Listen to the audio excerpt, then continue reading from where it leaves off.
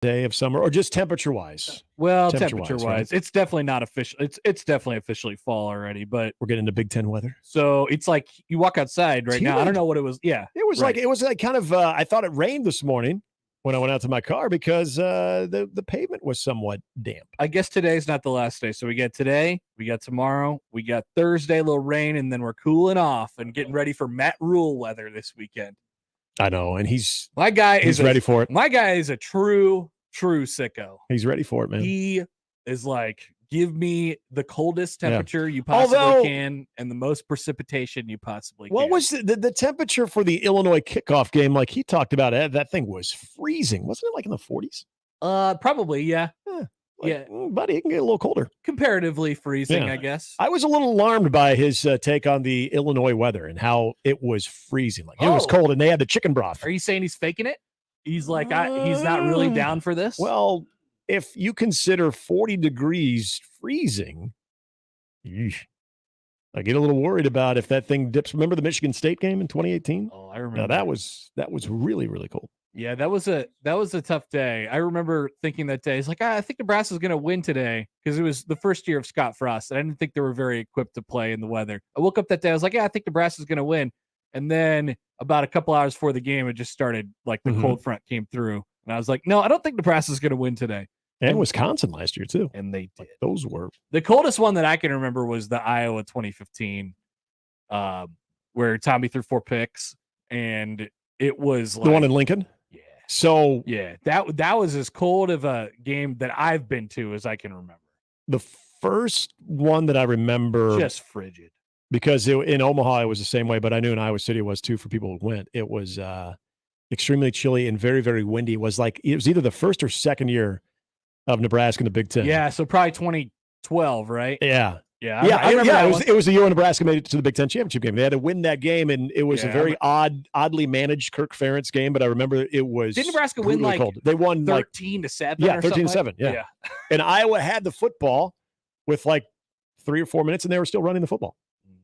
As they do. It was a trophy game. As they do. Got 2 trophies. It was a trophy. Extra trophies. Extra trophies. It was 12 degrees of that game in 2015.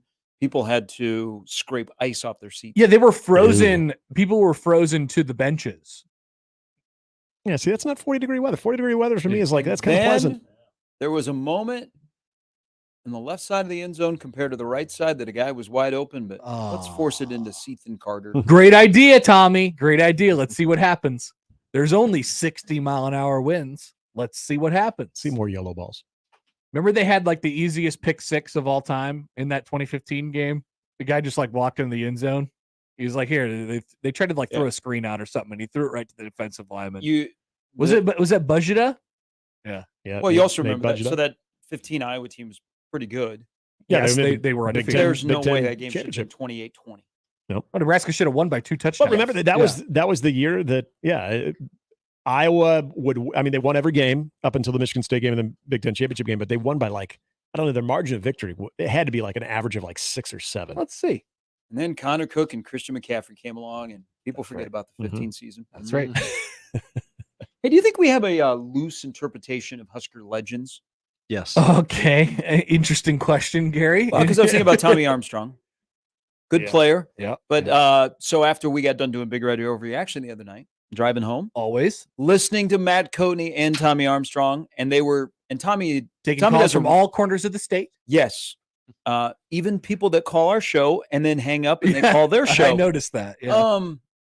So Tommy's pretty good. Tommy has like grown into that role, but people were calling up, and there was this one guy that said, "You were a legend." And I was like, I remember that. I heard that. I was like, you know what? I think sometimes we are very loose with the word legend. Okay, well, Tommy, because like if you're back to that Oregon game though, like statistically, we Tommy need was to awesome. have some speaks with Jerry Murtaugh. You still have the Husker Legend show? I believe he does. Yes.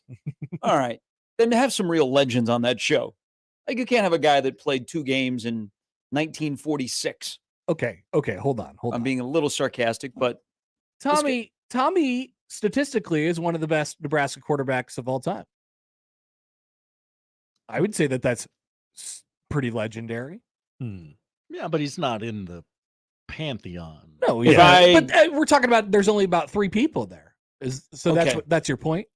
Well, like, I'm not. There could only be 3 people. Where are you taking stats over your eyeball? Turner, Tommy, and Eric Crouch. I usually don't, but I'm just making the case for Tommy, who statistically is one of the best quarterbacks Well, then that maybe Nebraska's that's ever had. when people call up and they say you are a legend. Well, I mean, They should recite his stats. You look at the record books and you see Tommy Armstrong all over the place. Tommy Armstrong. Who were the, let's see, total yardage leaders ever for Nebraska? Okay.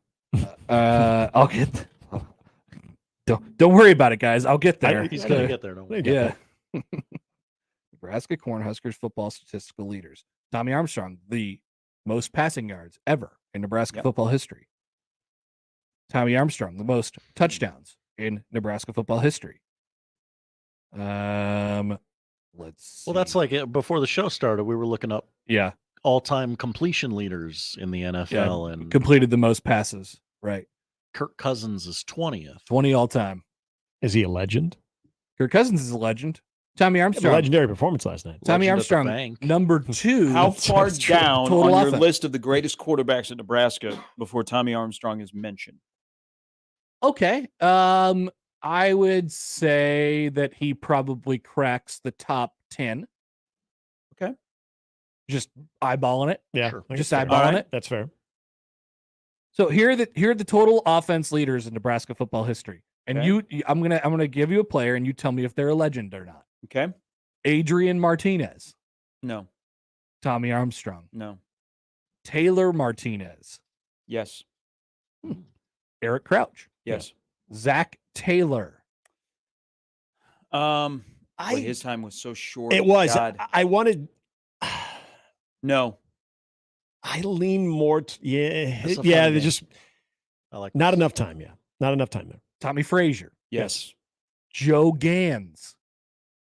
No, guys. no. you I have guys. to think about my. No. I like We Joe. like him a lot. Yes, we love Joe Gans. Okay, but so no, I no. will put that aside. Thank you. I will just call him a legend when I see him. Legend Yeah. in your heart. That's fine. Sure.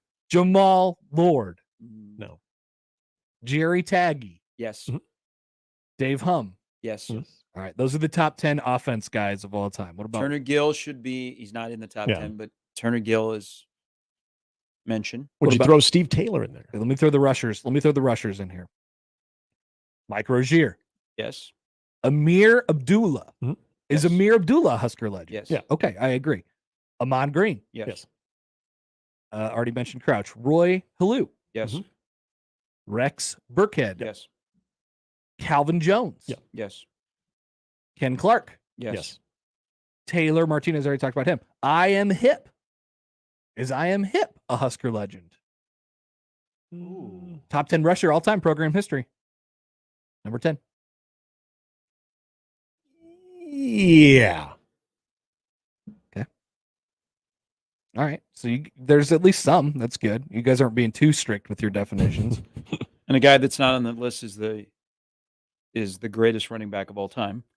Lawrence Yes, Phillips. Lawrence Phillips. So he's number 3 in a single season, right behind Rozier and Amon Green in rushing yards. Then Rozier again in 82. And then Amir Abdullah's 2013 and 2014 are 5 and 6 single season. Ken Clark, Jamal Lord, Rex Burkhead, Bobby Reynolds. Bobby Reynolds, 1950 Bobby Reynolds. Is he a Husker legend? I don't know enough about Bobby Reynolds to say. He had a Yes great or no? season in 1950. Yeah. That's all I know. Don't feel Yeah. qualified. Yes. All right. How about single game? Roy Halou's 307. That's pretty legendary. Legendary. Legendary performance, yes. Legendary moment. Calvin Jones at 91 Kansas. Yep. Mike true Rozier, freshman, 83 too. Kansas. Ken Clark, 88 Oklahoma State. Rick Burns, 78 Missouri. 5th best rushing game all time. 255. So you can have legendary moments. Okay. But if you have Yes. one of those, does that make you a Those single legend? games. Single games. Yeah. Yeah. Hmm. All right. Let's go wide receivers. Oh, okay. How By many? the way, Nebraska will have more 1,000-yard receivers than rushers in the last decade. I'm aware. They won't have either this year. It would be nice to Malachi Coleman will block you on Twitter. Receptions in school history. Here's the top 10. Stanley Morgan. Is Stanley Morgan a Husker legend? Yes. He has the most receptions in school history. Like you gotta give it to him. You're okay with that? Yes. Okay. All right. I think if Stanley's on there, Tommy's got to be on there. They're pretty similar. All right. Kenny Bell. Is Kenny Bell a Husker legend? What's his total? What's his total receiving yards? This is receptions. Oh, receptions. He Okay. had 181 in his 4 years. Okay. He's also second in yards with 2689 over 4 years. J.D. Spielman. Is No. J.D. Spielman a Husker legend? No, could have been. No. Do you have to put aside how you feel about these people when you ask if they're a Husker legend? Because he had some legendary performances. Is Jordan Westerkamp a Husker legend? Boy, you catch a Hail Mary. He had a pretty legendary catch. And the catch behind the back. Okay, there so were is some that, snags. is that the Ooh. line? Is that the line? Oh. It's like, is Jordan Westerkamp a Husker See, now legend? we're getting into legendary moments as opposed to the career itself. Yeah, but he had a great career. He He's did. fourth most receptions in school history, Yeah. sixth most yards in school history, receiving yards. He gets my vote. I feel better putting him there than Kenny Bell. Okay. All I right. do. All right. Nate Swift. People love Nate Swift. Is he a Husker legend? No. Here's a fun one. Terrence Nunn. Is Terrence Nunn a Husker legend? The fumble against Texas. Yeah, people forget that he fumbled against Texas in No, the they snow don't. that one time. They really don't. Is Marlon Lucky a Husker legend? Ooh. Is Quincy No. Enunwa a Husker legend? I like Marlon, but probably not. Is Todd Peterson a Husker legend? No. Good guy, not a legend. Sad. All right. Yards. Is there anybody that we're missing? Niles Paul. Is Niles Paul a Husker legend? Ooh. Is Niles Paul ever more than just all Big 12? Niles Paul had 1,532 receiving yards during his 4-year career at Nebraska. He was second team All Big 12 in 2010. There is only. I'm going to say no on that one. I like Niles, but no. Coaching would at be the Omaha answer. North? All right, let's do kickers. Alex Henry, Yes. Husker legend. Alex Henry. Yes. Chris Brown, Oh, no doubt. Big time. Drew Brown, Drew Brown turned out to have a really yeah, good career at yeah. Nebraska. Josh Brown. Yes. 3 out of the top 5 top point scorers in school history are Browns. Yes. Yep. And only 2 are related. Yep. With Crouch and Alex Henry thrown in there as well. Okay, we did the rest of these guys. Okay. Every time we do an exercise like this, it makes me appreciate Eric Crouch's career more. It should make you appreciate Tommy Armstrong's career more. I mean, like right now, I would, given the current circumstance. Sure. We're taking into account how we feel about all the rest of these guys. How come we don't do that with Tommy? You're right, though. To an extent, at the Tommy, time, probably as Bo Pelini would say, Tommy. Don't appreciate them as much, maybe in the moment. I think there was a little bit of that with Taylor as well. Interceptions leaders in school history. Uh-oh. Josh Bullocks. Well, I guess they're all behind Dana Stevenson from the late 60s, if you're interested. But Josh Bullocks and Nate Gary each had 13 picks in their time. Are they legends? I say yes. All right. Yeah. Fabian Washington, first round pick Fabian Washington, a Husker legend. Oh, wow. Haven't heard that name in a long time. He was very fast. People forget that. He stayed in the league for a long time. He hung around. Yeah. He hung around. Yeah. More accurately, what I meant. Hey, there's a guy you did not bring up in this discussion because he doesn't show up on your little stat sheet. Yeah, there. we're getting a lot of those on the. Oh, I'm on sure. the I'm Twitter. sure. I'm just reading off. Is the he a page. legend? Yeah. Who are we talking about? Scott Frost. He's legendary. I'd have to yes. say yeah. Yeah. I think he is. Yeah. Yeah. Scott Frost is a Husker legend. Yes. Yeah. All right. You're quarterback of a national championship team. You get to be a legend. A damn good team in '96 too. Mm-hmm. Doesn't mean we have to like you or respect you. Oh, But go back to Connor's thing. Are we taking into account if we like them or not? Uh-huh. That seems to be the case. Okay, top tacklers in school history. Barrett Rude. Yep. Jerry Murtaugh, Yes. the legend himself. Mike Brown. Yep. Levante David. Yep. Okay, here's one. Mike Brown is one of the greatest, regardless of position, defensive players in the history of the program. The There you go. Now fifth, you guys can move on. the fifth leading tackler in school history is a man named Dedrick Young. God, what a career! Dedrick Young. I cannot think of a person who everyone universally was like, nope, this guy's not very good. And yet he racked up 284 tackles in his 4 years. Because he didn't miss a game. He never missed a game. Yeah, It's played reliable. a lot of football. Very reliable. Yeah, he was a rather polarizing sports talk I would think so. topic. Yeah. And he played at it was a difficult time. Because of the defense? It was a difficult time. Well, he came into the program in Mike Riley's first year, and he left in his last year was Scott Frost's first year. And so, yeah, it was a tough time for the defense during those years, for sure. Luke Reimer cracked the top 10, by the way, already in Nice. all-time tackles, 266. Were you sitting next to Bishop and I when we rattled off the top 60 tacklers in the history of Nebraska football? I don't think so. It sounds fun, though. We got, without assistance, 48. Wow, great job. That could be a sporkle. It kind of started that way. It was during the delay. Okay. Yeah. Is Trev Alberts a Husker legend? Yes. Yes. Absolutely, Yes. right? Oh, you win an individual award? Yes. Grant Wistrom. Yep. Stop. Grant Windstrom. Jim Scow. Not enough people talk about Jim Scow. This guy was a good. Jim Scow has the third most sacks in school history. Yeah, but then you start to include the guys like Mike Kroll, Mike Petco. I'd say Jim Yeah. Scow is a Husker legend. Okay. Danny Noonan and Dominican Sue, Mm-hmm. Roderick Thomas, Adam Carricker, Jared Crick, Randy Gregory. Is Randy Gregory a Yes. Husker legend? Yes. All right. He was one of the best in college football when he was here. Levante David. Definitely. Yep. Okay. No doubt about that. So one. Levante David and Randy Gregory both get the same treatment. Yep. But for some reason, not Tommy Armstrong. Tommy Armstrong's not even a top 10 quarterback at Nebraska. Keo Craver, No. DeJuan Gross, No. Ooh, a specialist too. Prince Mukamara. Yep.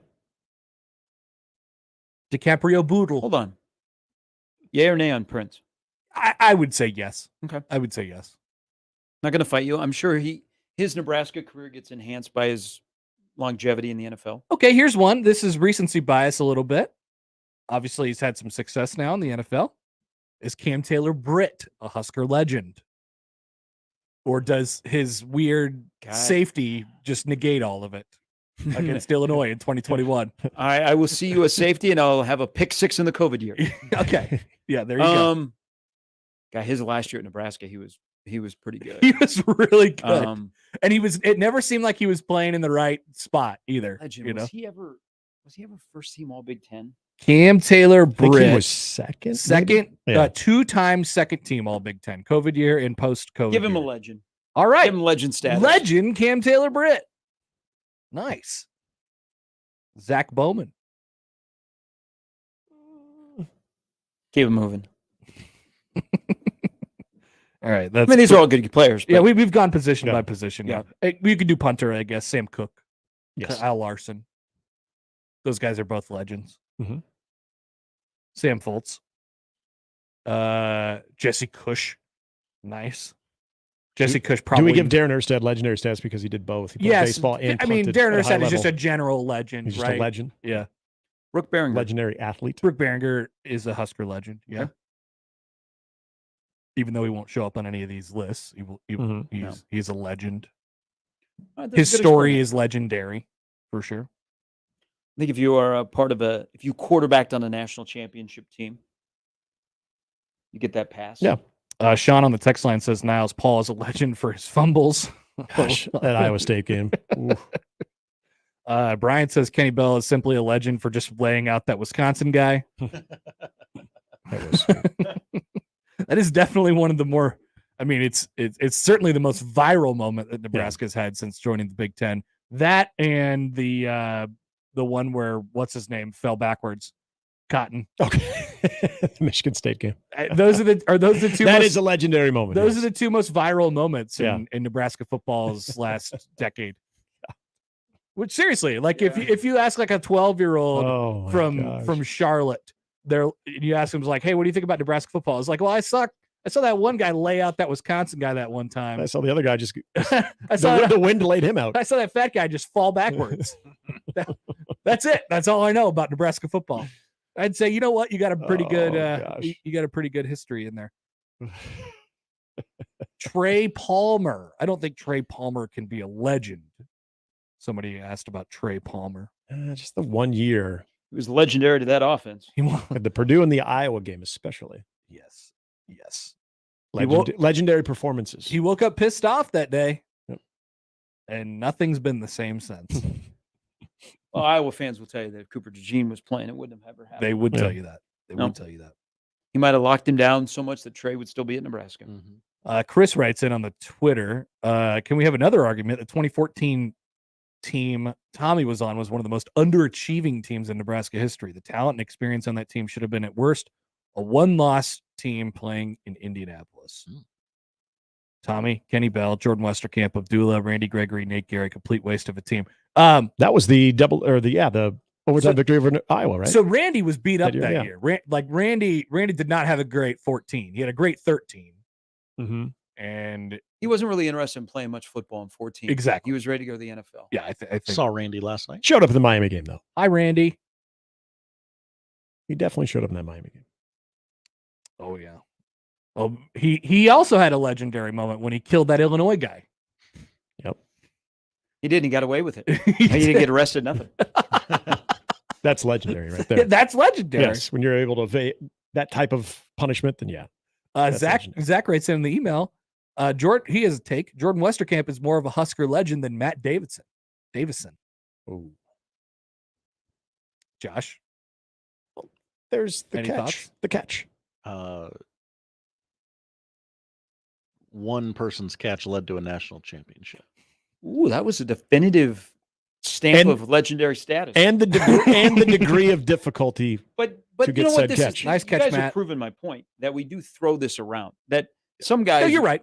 we are like, wow, man, a legend. I think it is a disrespect to the people that are actually legends in this program that maybe have their number and name up on one part of the stadium. Well, I just want to find the line. I just want to find the line of what makes a legend and what doesn't. It probably is most closely associated with winning. Winning, all Big 8, Big 12, Big 10. Yes. Very few considered legends. the best at your position or in the top 3 or position when you were playing. That's automatic. Like if you want, like you said, Gary, if you want an individual award, you're going to probably be a legend, regardless of the team that you had around. And then there's a different level. Like if you win an individual award and then the individual award is named after you, you are on like a legendary status. Shout out Dave Remington. Yes. Sure. Ultra legend. Interim athletic director Dave Remington. Remember those days? I do. That wasn't too long ago. That wasn't that long ago. God, I forgot about that. Dave that writes was a in, thing. legendary Dave player Remington? greater than Dave fight. Legendary player greater than legendary season, greater than legendary game, greater than legendary play. All right, so you can just follow that line. Yeah. all Josh, the way back through. to Matt Davis. One play. So legendary play. So you're sitting on the legendary play, not legendary player. He turned it into a Now, I do legendary remember career. this. Now, to Legendary be fair, guy. To be fair, he did have another play against Iowa where he caught a long touchdown. Oh yeah, and he kind of does like the airplane out to the locker room. Nobody said right nice before catch, halftime. Matt, for that one. No, that was also I believe it was 57 to Yeah, 57 to 3. Zero? No, It actually, wasn't zero. wasn't a catch right before halftime too, if I remember correctly. Then he did like a little airplane thing out on his way off the field. He did, yeah. Oh, he loves planes. He loves getting on them and going to Europe and asking for a running clock in the second half on the broadcast. Oh my God. excuse me. 1 year in Nebraska, Ohio State.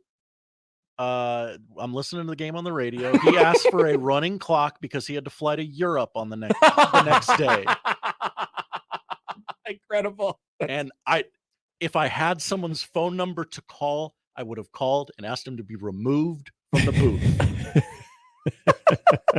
So you don't like when the broadcasters talk about their personal lives, Josh? Interesting. Talk about your personal life all you want. Don't ask for the rules of the game you are calling to be changed to accommodate your European vacation.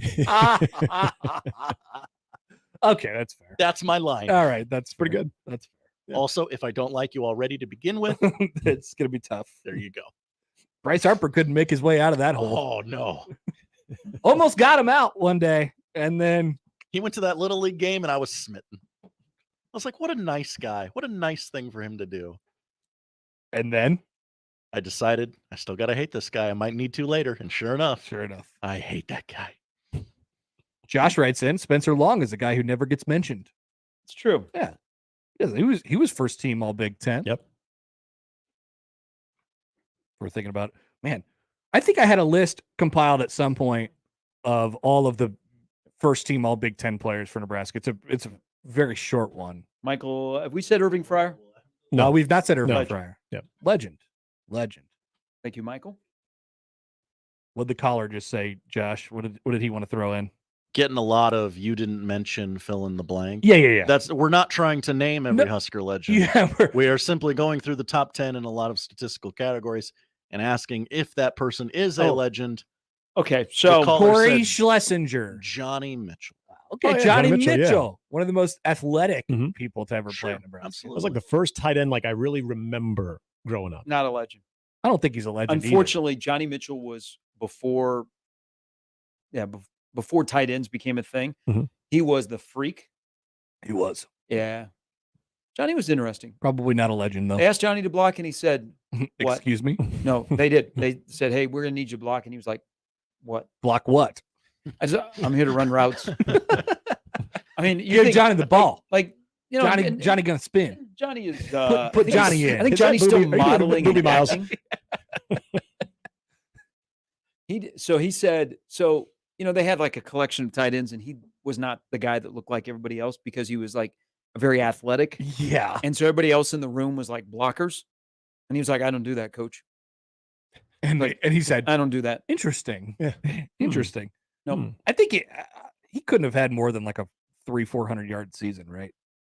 He was usually the recipient of the G belly option pass. Oh, He really was. look at this. All right, let's see. Yeah, he had 534 and 91. which for the tight ends in 91. That's actually very good. That's huge. It's Yeah. actually very good. Yes. Mhm. Junior Miller. Junior Miller, Matt Harrion. What? What could have been. That's Matt the- Harrion's that's the what broken if. leg is legendary. Yep. That's the what if. Oof.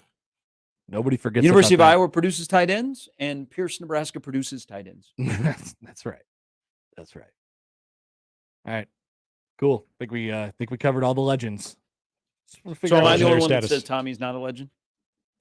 It's tough for me to put him in. I legendary just wanted to status, ask. I just wanted to ask the That's question. good. That's a good conversation to have. I like him. I'll vote no. His career has aged well. Yes. His career has aged as well. some tend to do. Yeah.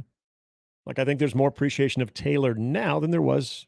Absolutely. Yeah, His when he was career has there. aged well as Mhm. well. One of those guys though, you felt like God can't get him out of here quick enough. And, I then, can- and then you're like, oh man, I could he see the wasn't- he gears was pretty turning good. for Gary though. Well, Like 'cause it's I hard think for me to yeah. remember the 2015 Illinois game and think that guy's a legend. It's hard. It's Yeah. hard for me to do that. I'm just thinking of guys that their careers will age well. Like Casey Thompson's career in Oh. 1 year will age fairly well. In my Well, it opinion. definitely did for like the first 2 games of this year.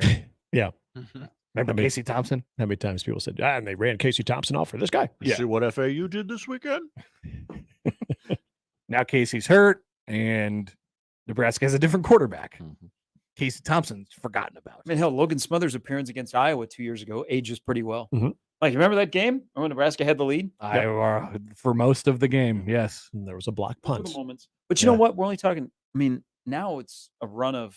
It's got to be like 700 days that Nebraska has beaten Iowa in football and men's basketball. Getting close. I think it is maybe like 800 days now. Nebraska did basketball go 2-0 against them last year? Nice. People forget that they went to Iowa City and Got Fred's the job boys done. rallied to beat Iowa. And Interesting. that was a great Iowa team. That was potentially an Iowa Final Four men's basketball team last year. Okay, all right. Iowa basketball gonna be pretty rough this year. It sounds like. Yeah, they're because all the Kenyon Murray stopped having kids. Yep. Shame on him. I mean, and the McCaffreys are still having kids. Yeah. There's more McCaffrey. I think I would Is there take any the, more I would take the Bohannons? Murray kids over the McCaffrey kids. I think I would as well, Gary. Good take. Good take. Was there ever a Bohannon at Iowa State? Because I know Northern Iowa and Iowa had him. I feel like the Bohannons. Bohannon. That is an Iowa household basketball name. I don't know if I think they might be done too. Remember when Michael Jacobson played basketball at Nebraska and then he went and played football at Iowa State and then he went to the NFL? Yeah. That was cool. Yeah. That was crazy. There's a guy named Keith Newbert, played football for Nebraska, played a little basketball, and went to the NFL. Like guys like that. Because Josh will remember, there was a time in the late 90s where Nebraska was stretched thin for basketball. So they had to get a couple of football players. Now, this was not the Noah Vedral, Brant Banks. Sad.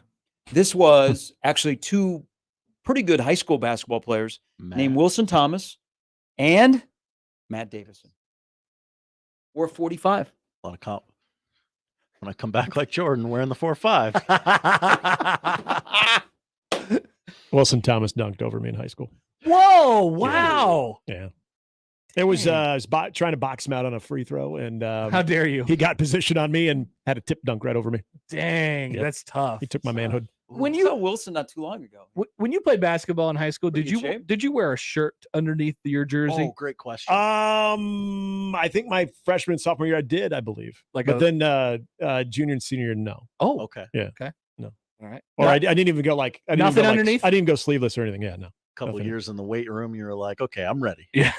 I'm ready. Time to show it off. Yeah. I can't just be a white guy. I kind of had pipe cleaners for arms though. So it just when you wear a t-shirt and you have pipe cleaner because we didn't have like the Under Armour dry fits back No. then, so they weren't clinging to my pipe cleaners. No, they're just big old so shirts. if you wore a t-shirt, then you really got to see how skinny your arms were. Yeah. Like it was even more evident than if you were just to go, Oh. bare arm, Interesting. which we all considered too. I mean, we're having this conversation with Jay Moore. Like basketball was the one sport, regardless if you're good or not, was the most fun pregame because you're doing layup lines in front of like the packed gym and everything. Seriously. You're showing off. There's some if buzz. you can dunk, you lay it just above the rim so you don't get hit for a tee. and you touch it. But all your friends can tell, oh man, I didn't know Haley could dunk. Like I Exactly. could if I wanted to, but I can't right now because I don't want to get teed up. Exactly. That was your way to show off. And then you don't play a minute and you're like, No, but that's your time. I just wasn't part of the game plan tonight. That's absolutely your Yeah. time. You get out there, you got a basketball in your hands, you're playing in front of Yep. people. You know, See, like in your out, we always thought it was kind of cool, but there was never like a crowd there to watch. You know, No. people didn't roll until the first pitch. No. They don't want to watch your in and out. One more basketball attire question for you. Point to the place on your body to where your short length went to. So pretty long, actually. Probably Just Yeah. mid knee. mid kneecap. Okay. Yep. All right. Now that wasn't the case freshman year at Millard South. We actually, if you wore just normal boxers, the boxers were coming out Oh! from how short they were. Oh, they were awful. Like pregame stretch for us was like stretching our shorts, not like our legs or anything. It was terrible. And so we started like tugging on the letters of like the jersey. So like our coach would be like, okay, we gotta do something about this. And it actually worked during picture day. We were like tugging on like I bet. loose letters and stuff. And then the AD walked by, goes, ooh, Maybe we should yeah, get we new need jerseys. to do something. And lo and behold, within a month, we had some pretty nice slick uniforms. Nice. Yeah, just got to know how to work the system there. Kids today have it so easy. I feel like they get new jerseys in high school every year. now. Yeah, I get like sweet warm ups and stuff too. The big jackets. Yeah, I see you failed to ask me. Gary, did you play basketball in high school? Point to the spot on your body where your shorts. St. Pius the 10th, man, 8th grade. I put basketball cards in my shoes so I'd be taller. Eighth grade. Eighth grade. We I were pretty good. Catholic League in Des Moines. when I was on the B team at Morton in eighth grade, I definitely wore a T-shirt underneath my jersey. For sure. You know what I did as a 7th grader, 8th grader, started the man boob, started to appear, so I went T-shirt. Yeah. And it was also cool back then. it was Oh, cool. T-shirts. Yeah, that was T-shirts was cool. Yeah. Yeah. I just wish we had like the dry fit technology back when Yeah. I played. It would have been a lot more prevalent. Yeah, when I was playing high school baseball, like that's when the Under Armour thing started to show up, Mhm. and everybody had like the turtleneck Under Armour. Yeah, like the mock turtleneck. Yeah. All right, one final thing here. Wilson Thomas, back to Wilson Thomas. Wilson Thomas, great athlete at Omaha North. Dunked on Nick. He did. Is the only memory of Wilson Thomas at Nebraska him running behind Eric Crouch in Columbia, Missouri? That's all I think of. Oh yeah, Yeah, that's right. I mean, That's surely right. it's not, but Yeah. Sure, That's- he had some more that's a legendary good call. moments. He did have some catches here or there, but for most people, that's the only thing they remember about number 9. But he was in at North. Everybody talks about his exploits. His Yeah, exploits. Can attest to. And he's still around. See him periodically. But yeah, Niles Paul. So Niles Paul is coaching over at North. Yeah. Niles Paul looks like he could hop out there and maybe run a route or Oh, two. definitely. Niles Paul's probably what? Mid-30s? Probably Yeah, that. 34, 35. I remember covering him and Philip Bates Yeah, I at guess. Omaha North. Yeah, he's probably 3 years or 4 years older than me. You nailed it, Connor. He's 34. Boom. There you go. God, I Old feel old. McCamey. I remember that team, the Phil Bates, Miles Paul Yeah. team. That was a good Phil team. Bates to Iowa State. They were good. They were really good. Didn't he end up at like Ohio? Phil Yes, I Bates, believe so. Phil Bates. He was a Bobcat. Mhm. They had a run of North. Casey Sales Yes. went from Omaha North to Ohio. Yep. They used to have a guy in there named Frank Solich. Oh, To wrap this up, Husker knew this? legend. Husker to legend. wrap this up, Frank Solich, Husker legend, yay or nay? Yeah. Yes. Yes. And he played fullback. 145-pound He fullback. played fullback at 100 pounds. Yeah. That's a I Husker legend. love how it gets lighter and lighter every time someone brings him up. And he, At 97 pounds at fullback. He was anorexic, the but thing he that still I was able always- to carry the football at 83 pounds in the He was Big Eight. extremely malnourished. In but the he- Big 8 game against Oklahoma. He was like- trucking two dudes. He's like the only coach where when he pops up, I can because it's been referenced so many times, especially in the last 20 years. Like I could see his record. I know that he had 66 wins. He went like 66-19 at Nebraska or something like that. Isn't it funny how, there are probably 4 coaches that you don't even hesitate when you say, "Hey, what was T.O.'s record, or what was Solich's record, or what was Bo's record, and then what was Frost's record?" Yeah, 58-19. 58-19. That was Frank. Yes. Yeah, damn close. What was Bo? 60. 67, 60. Was he? No, it was more than that. 3 and 24. Yeah, 24 sounds right because these have just been referenced so much. 67-27. 67 Okay. 27. Mike Riley. What was Mike That's a Riley's? pretty good record. Mike Riley was 19-19, right? I didn't know we would just need to go to the No, Nebraska. Yeah, he was. He was, coaches. he was perfectly 500. 19 Yes, and 19. He was perfectly 500. Frost was 16 and 16 31. and 31. 16 and 31 is a number that people just. Yeah. You can buy fireworks. And 16 also- for that price. That's right. That for $16.31. 16 and 30. Called the Frost. What a great My bit. God. That was That's really okay.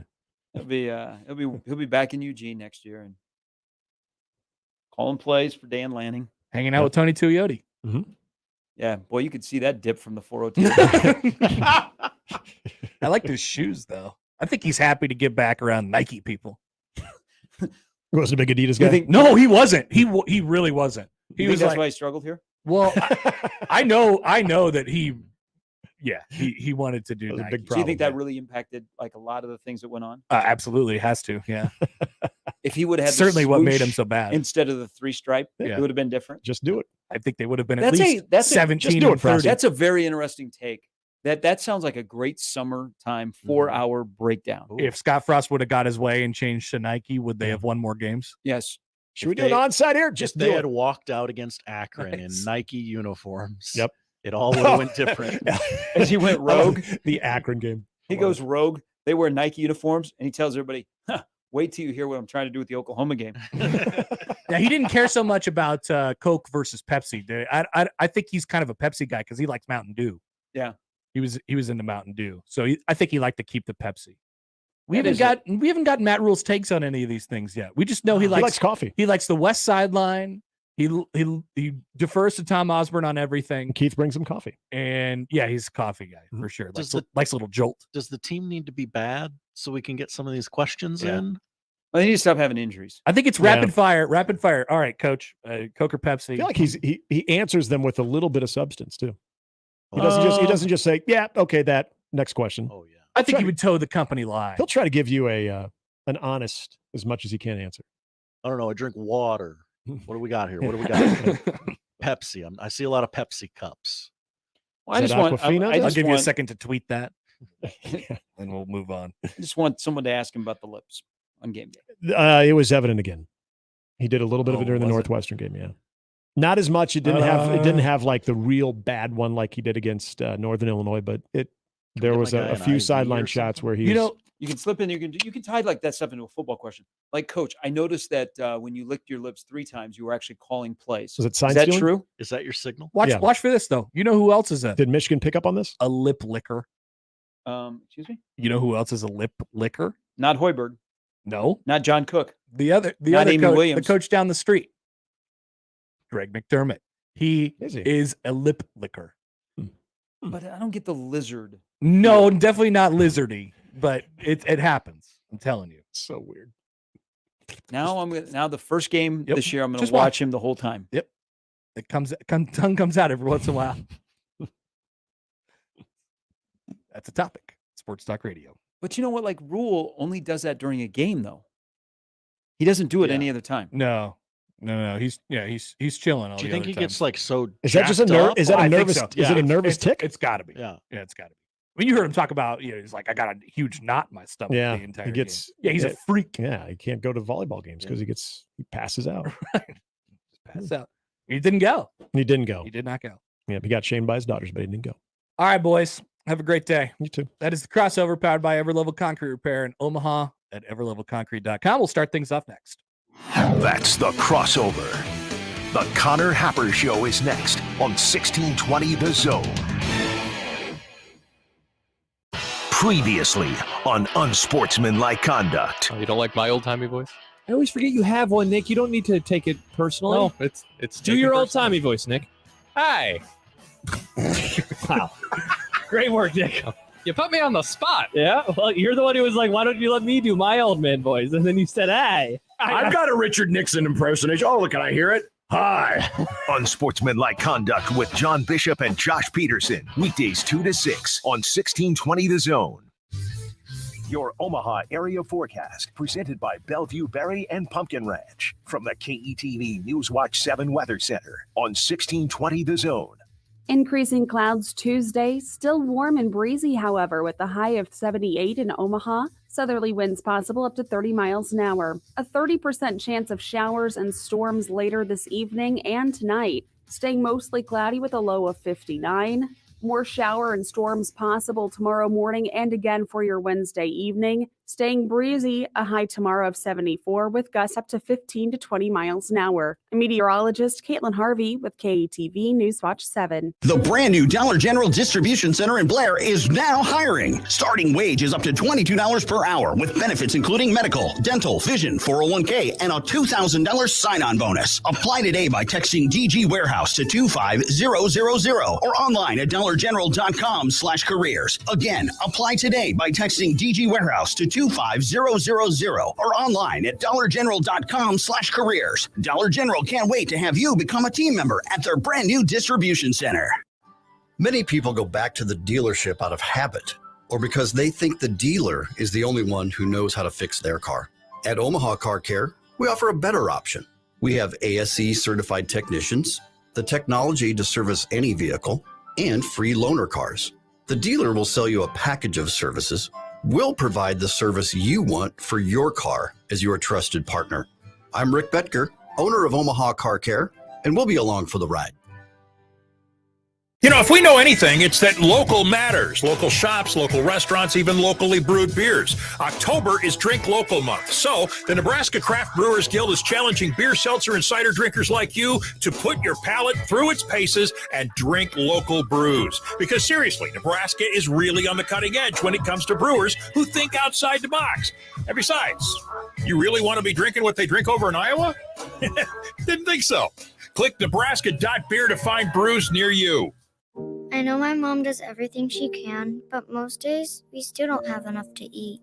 Thousands of children in Nebraska and western Iowa are facing hunger. Visit foodbankheartland.org to donate and help nourish hungry families. Nachos Mexican Grill invites you to try its exquisite food, starting with its famous grilled chicken, slowly cooked over mesquite charcoal. Serve the way you like. Try it with different sauces, like mango habanero or the original flavor. This comes with 2 side dishes, like beans, rice, salad, and more. We have something for the steak lovers, too. Ask for the soft and juicy ribeye. Visit us at 5007 Grover Street and call to place your orders at 402-913-8146. 402-913-8146. Nachos Mexican Grill. Radio. It's Halloween at Genesis Health Clubs. Join with no enrollment fee, no contract, and save 31% per month every month.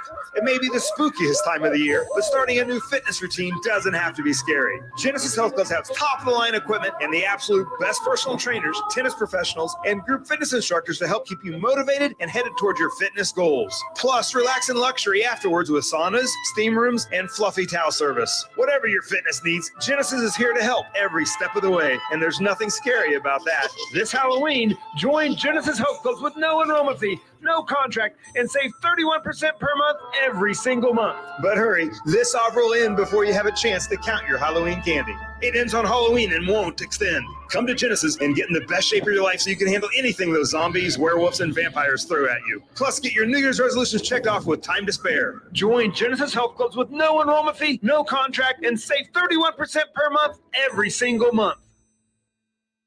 Prescriptions require an online consultation with a healthcare provider who will determine if appropriate. Restrictions apply. See website for details and important safety information. Subscription required. Price varies based on product and subscription plan.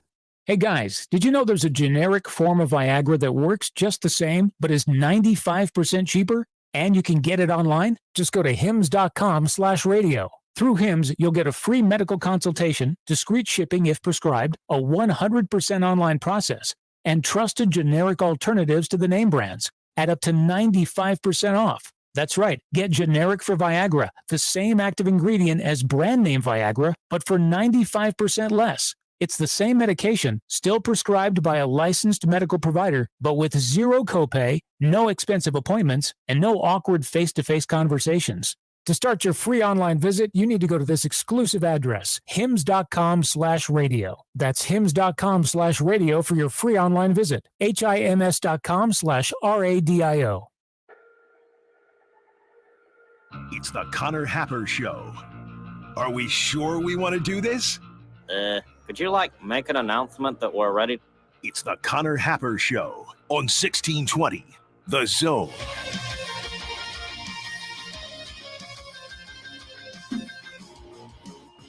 Good morning and welcome in. Happy Tuesday.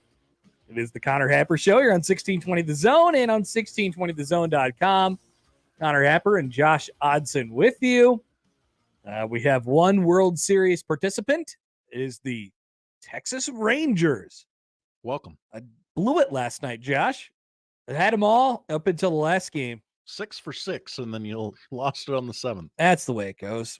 I was sitting around kind of just waiting for the Astros to do something. I was doing the meme. I was poking them with the stick. Do something.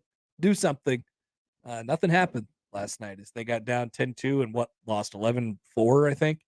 You were right, though. Max Scherzer did not make it out of the 4th inning. Yeah, he didn't make it out of the 3rd. That is correct. They obviously have a limited plan with him at this point. Yeah. But yeah, I didn't think it would go well. But when the Rangers hopped on top right away, I was like, "Ooh, man, that's a nice little opening salvo for them." And they win Game 7 in Houston, and then it's only Rangers fans watching the celebration afterwards with Adolis Garcia, who's hit like 100 home runs in this series, ALCS MVP, Adolis Garcia.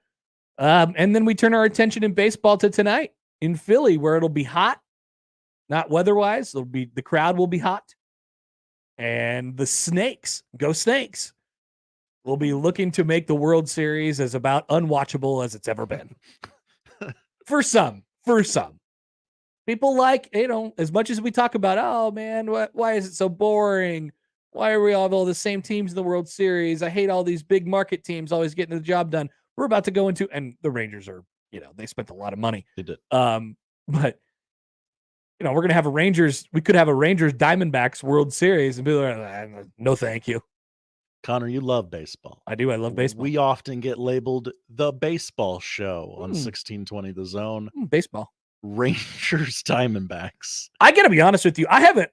That do anything for you? I don't really watch much of the World Series. I haven't. And maybe that's just because the Astros have just been in it for the last 7 years, and I'm like, all right, no, thank you. I don't need to see what's going to happen here again. I already know. But so no, it doesn't really do anything for me.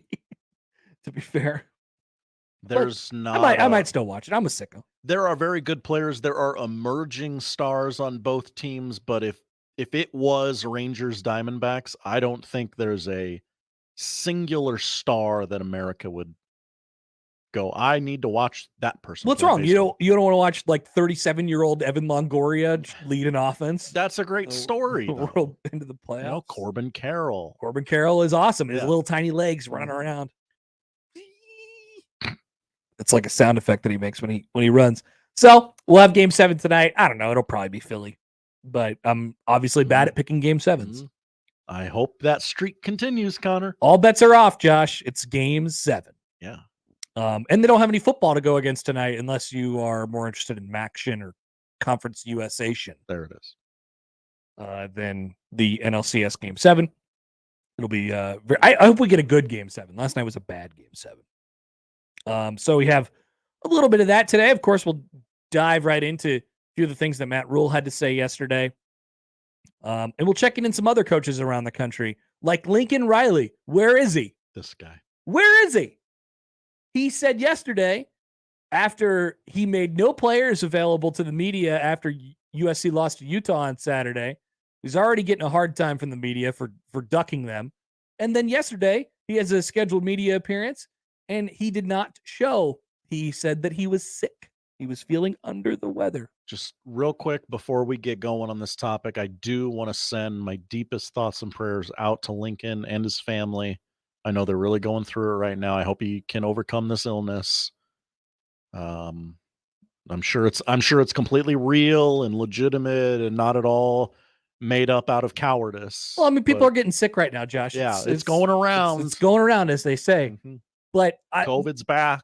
My theory is that coaches are just sick all the time. Sure. They don't have any time to. That might actually be true. They don't have any time to focus on themselves and take a beat or eat a healthy meal. Eat a healthy meal, like what? They're just.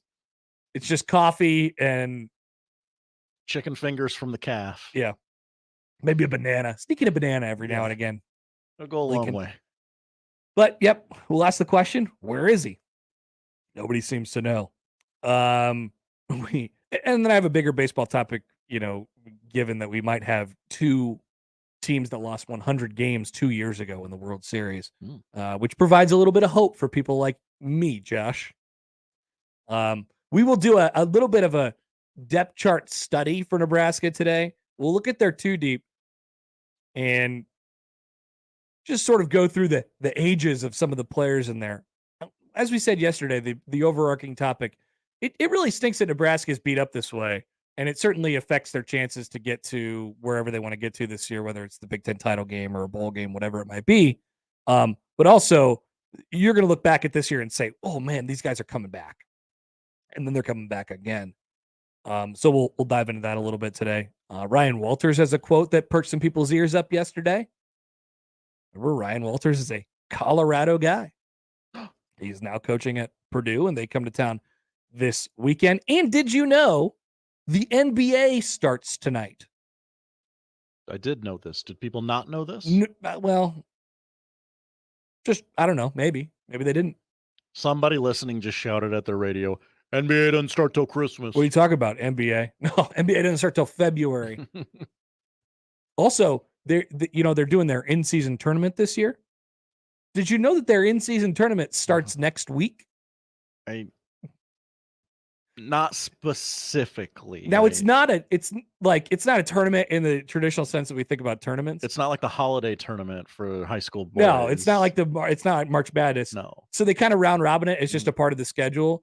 And so there will be one extra game for the two final teams of this tournament. They kind of do it like pool play. Yeah, there will be a little logo in the corner of a regular season NBA game that says tournament. In the WNBA, it's called the Commissioner's Cup, and I don't know what it's called in the NBA.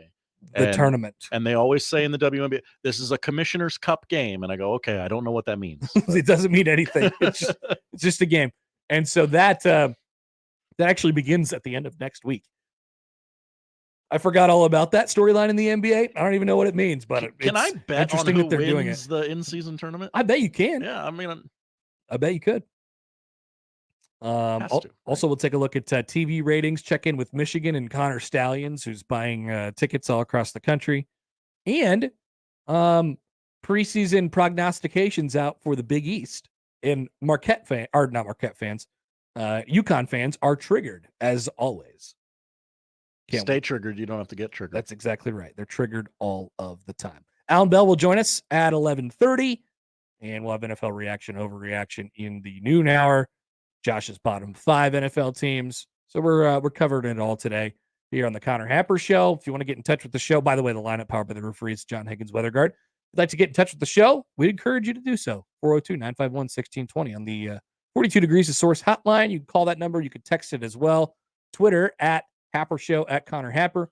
On the J-Tech Construction Zone Twitter feed, Connor or Josh O at 1620thezone.com on the Equitable Bank inbox. We say good morning to our YouTube watchers this morning.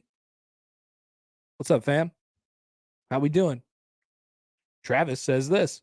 I have zero problem with what Walter said. Hell yeah. Let's pour some jet fuel on things. Let the hate consume you. Oh. I happen to agree, Travis. Yeah.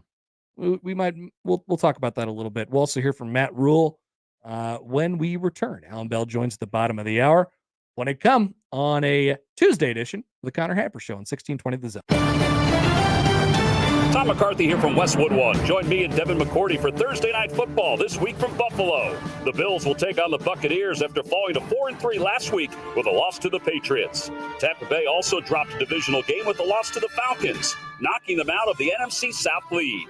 Find out who gets the bounce-back win on Thursday Night Football. If it's the NFL, it's on 1620 The Zone. Host is roasting every morning. Host is roasting every day. Put your coffee department in good hands with Host Coffee Service, providing direct delivery and loaned coffee equipment with service programs. If you're ready to change to a better coffee provider, it's time for Host Coffee. Omaha's best coffee since 1972. Host Coffee is always roasting something good for you. Hey everyone, Josh Peterson here from my friends at Union Omaha. Once again, a regular season champ. The first team to do it twice in USL League One. They enter the postseason on a 14-match winning streak, and they will be playing again on Saturday, October 28th at 4:30.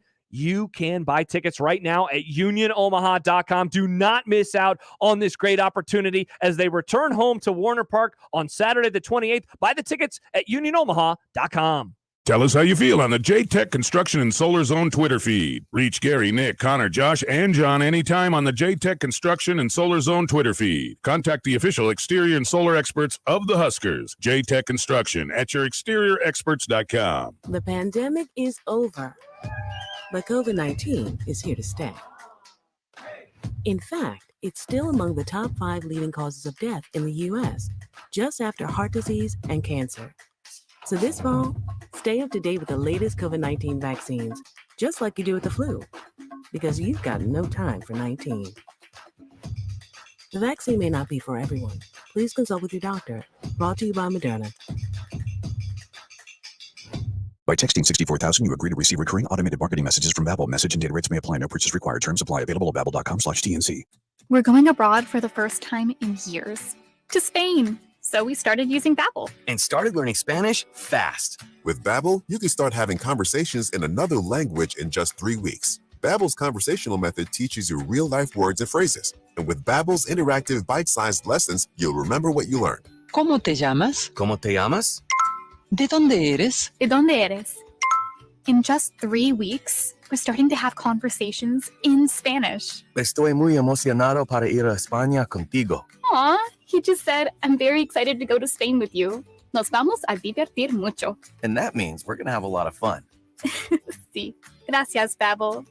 Babbel, language for life. And now try Babbel for free by texting TRAVEL to 64,000. Text TRAVEL to 64,000. That's TRAVEL to 64,000.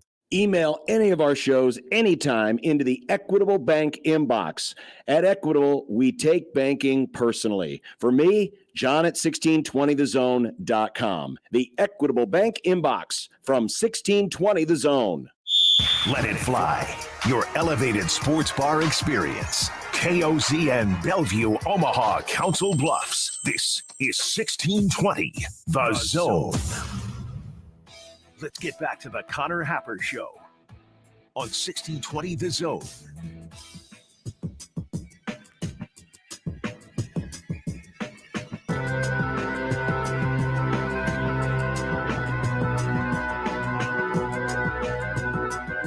Purdue has a new football coach this year. Ryan Walters, formerly known as the defensive coordinator at Illinois last year. They had a pretty good defense. They went inside the Big Ten and they hired one of the best young defensive coordinators out there, Colorado. He's got some Colorado lineage.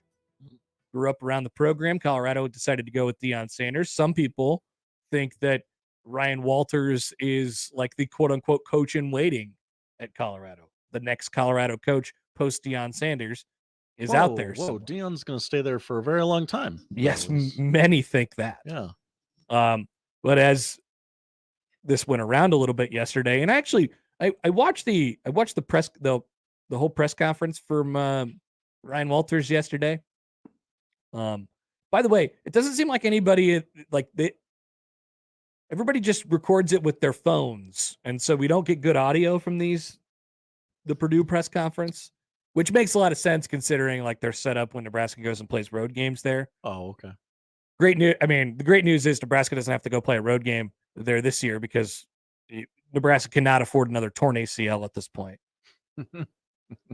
Another devastating injury at this point. Like they could not. Matt Rule said yesterday, I would kind of sends chills down my spine if I think about another wide receiver getting injured at this point. On Nebraska's depth chart, by the way, just a side note here, when you look at one of the wide receiver spots, or in the slot wide receiver spot for Nebraska, there's only one person there.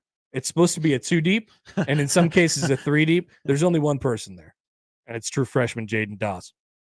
Anyway, going back to Purdue, there was one quote that caught Nebraska fans' attention yesterday. Ryan Walters was asked about the atmosphere at Nebraska and how they might handle it. And he said, quote, yeah, 90,000 plus, that's a sea of red, right?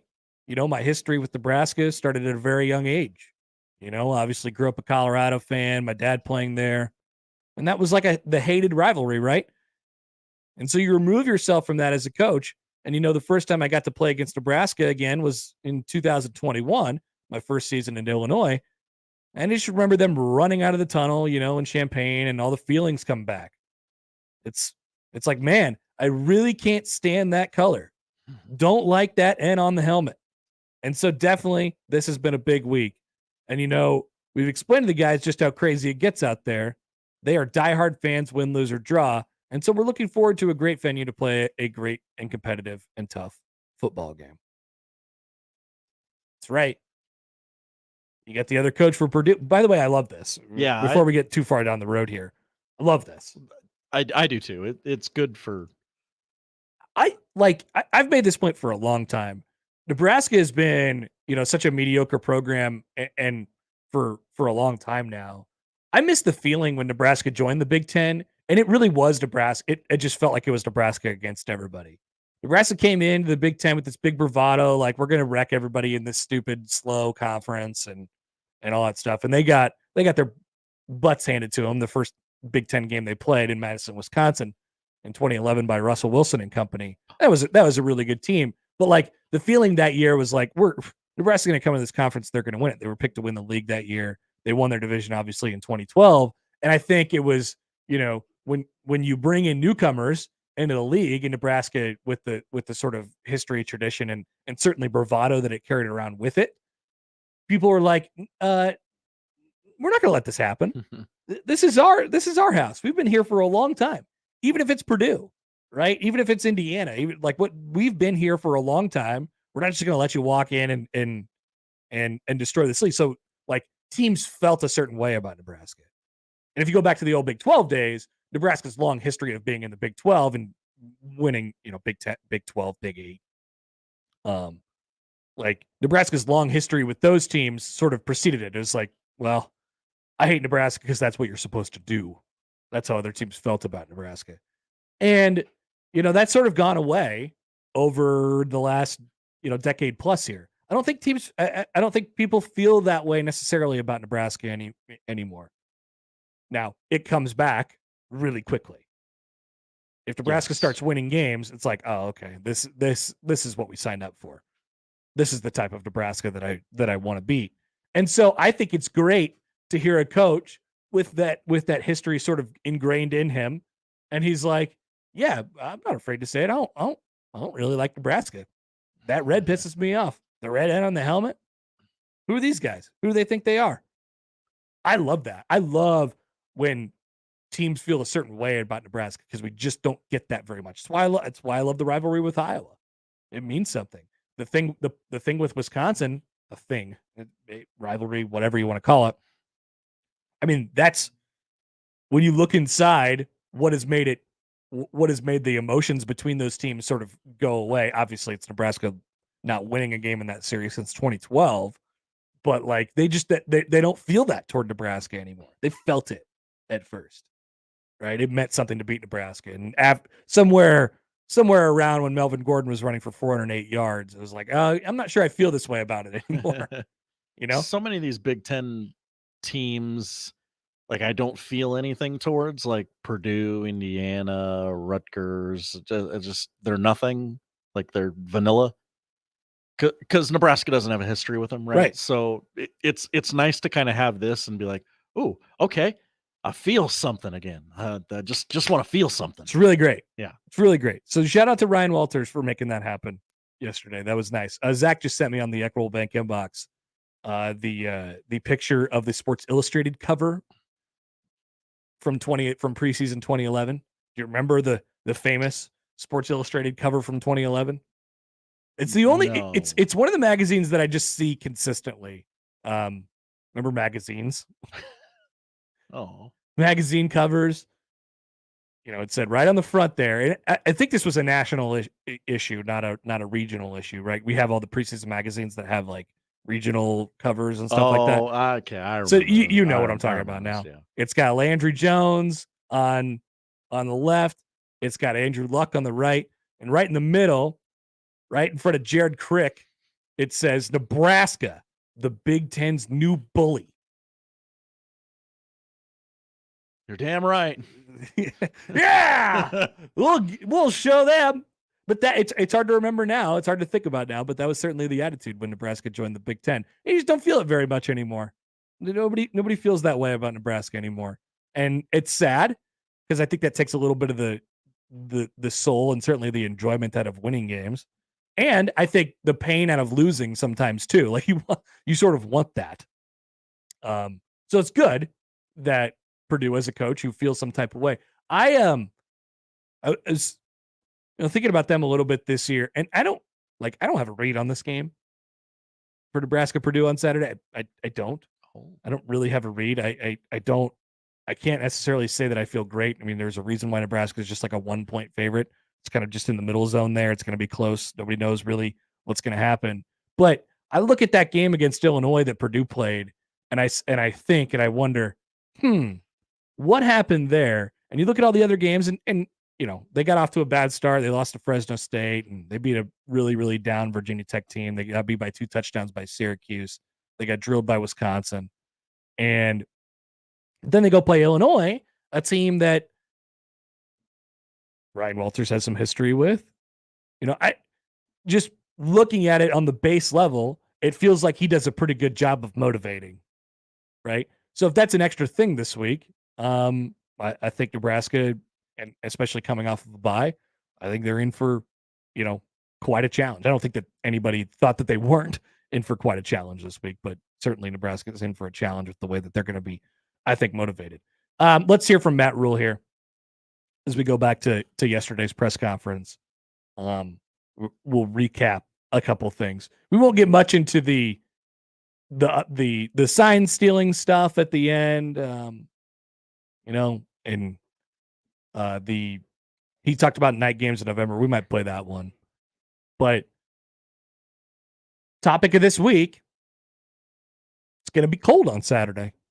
Welcome to the Big Ten in late October. It's the Halloween game. It's going to be cold on Saturday.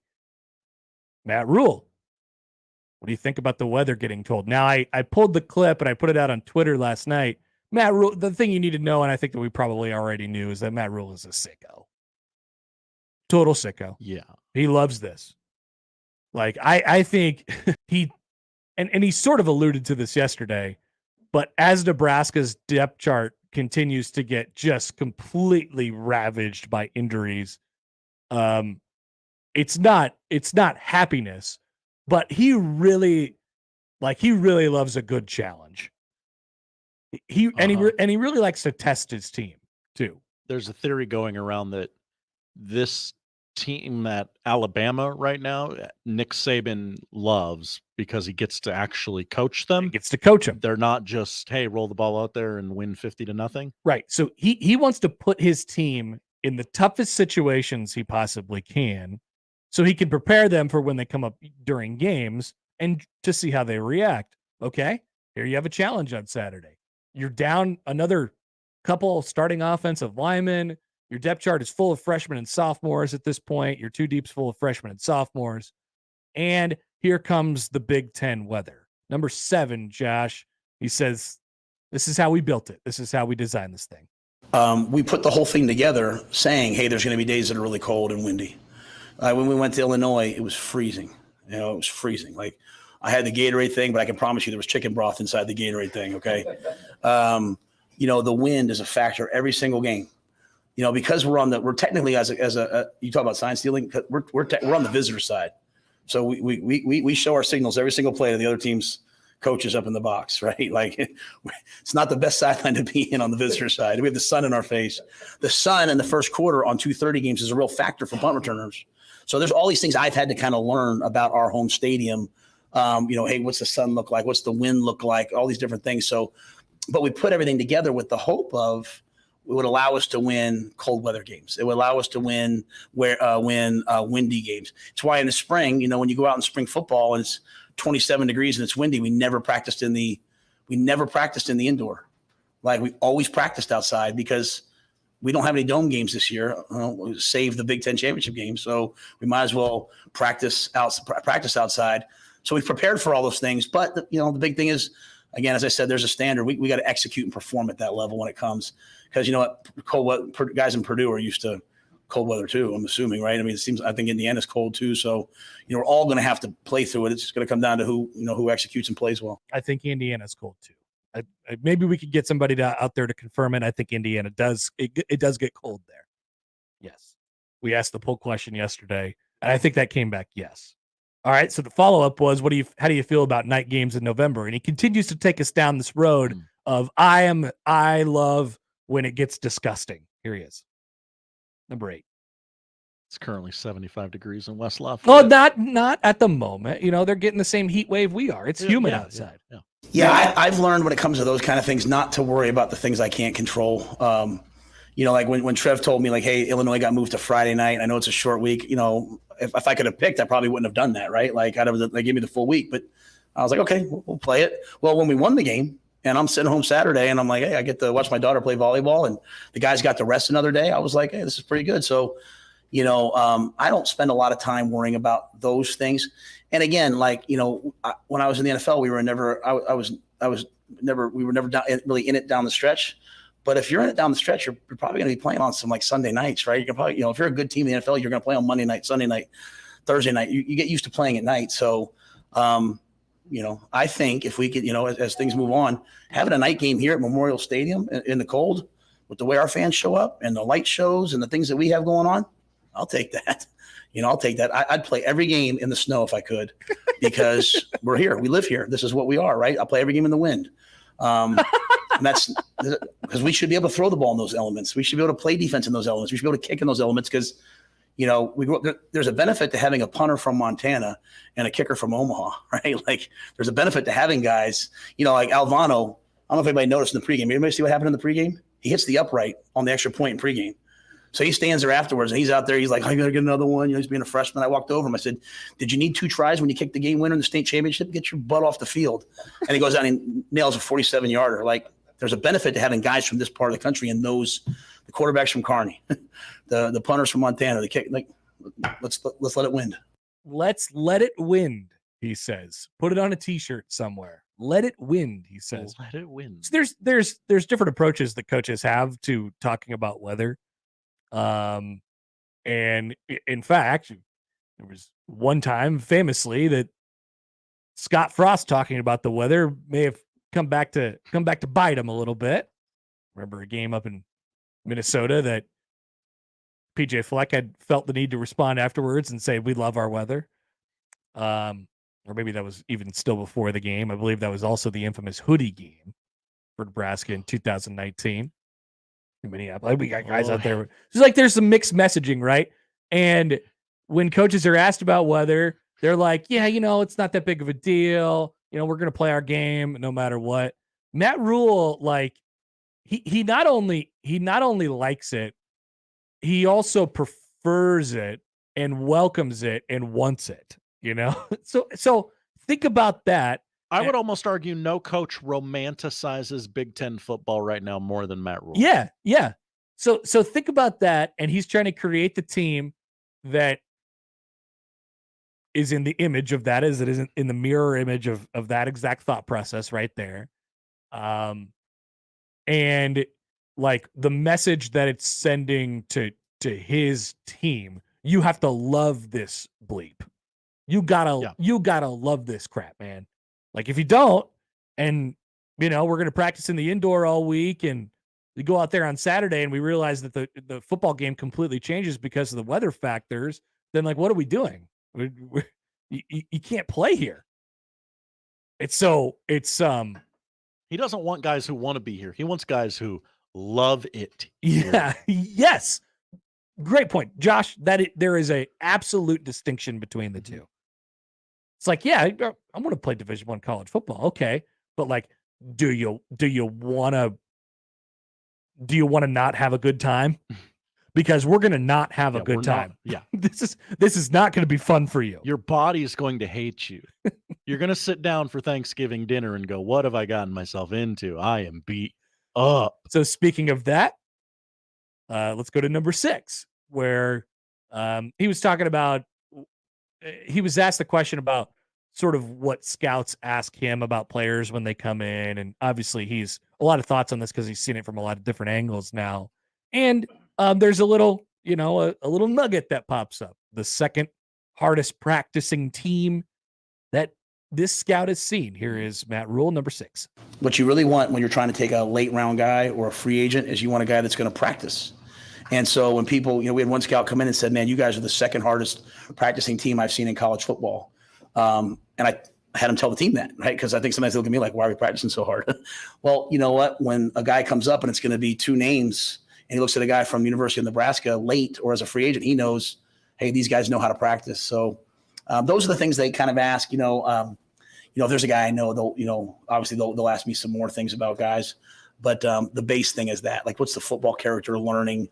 If it's a first round pick, maybe more about coach, once he has some money, is he going to continue to love the game, or is he love the game just to make some money? And so those are the things people are asking me. Did it bother you that he said you were the second hardest? No, I knew who the first team is, and we'll catch him. Yeah, we'll catch him. But it's University of Georgia. Yeah, and that doesn't mean Alabama's not ahead. That's going to go viral. I'm going to have all these fan bases yelling at me. I'm just saying what another person said of the teams he's seen.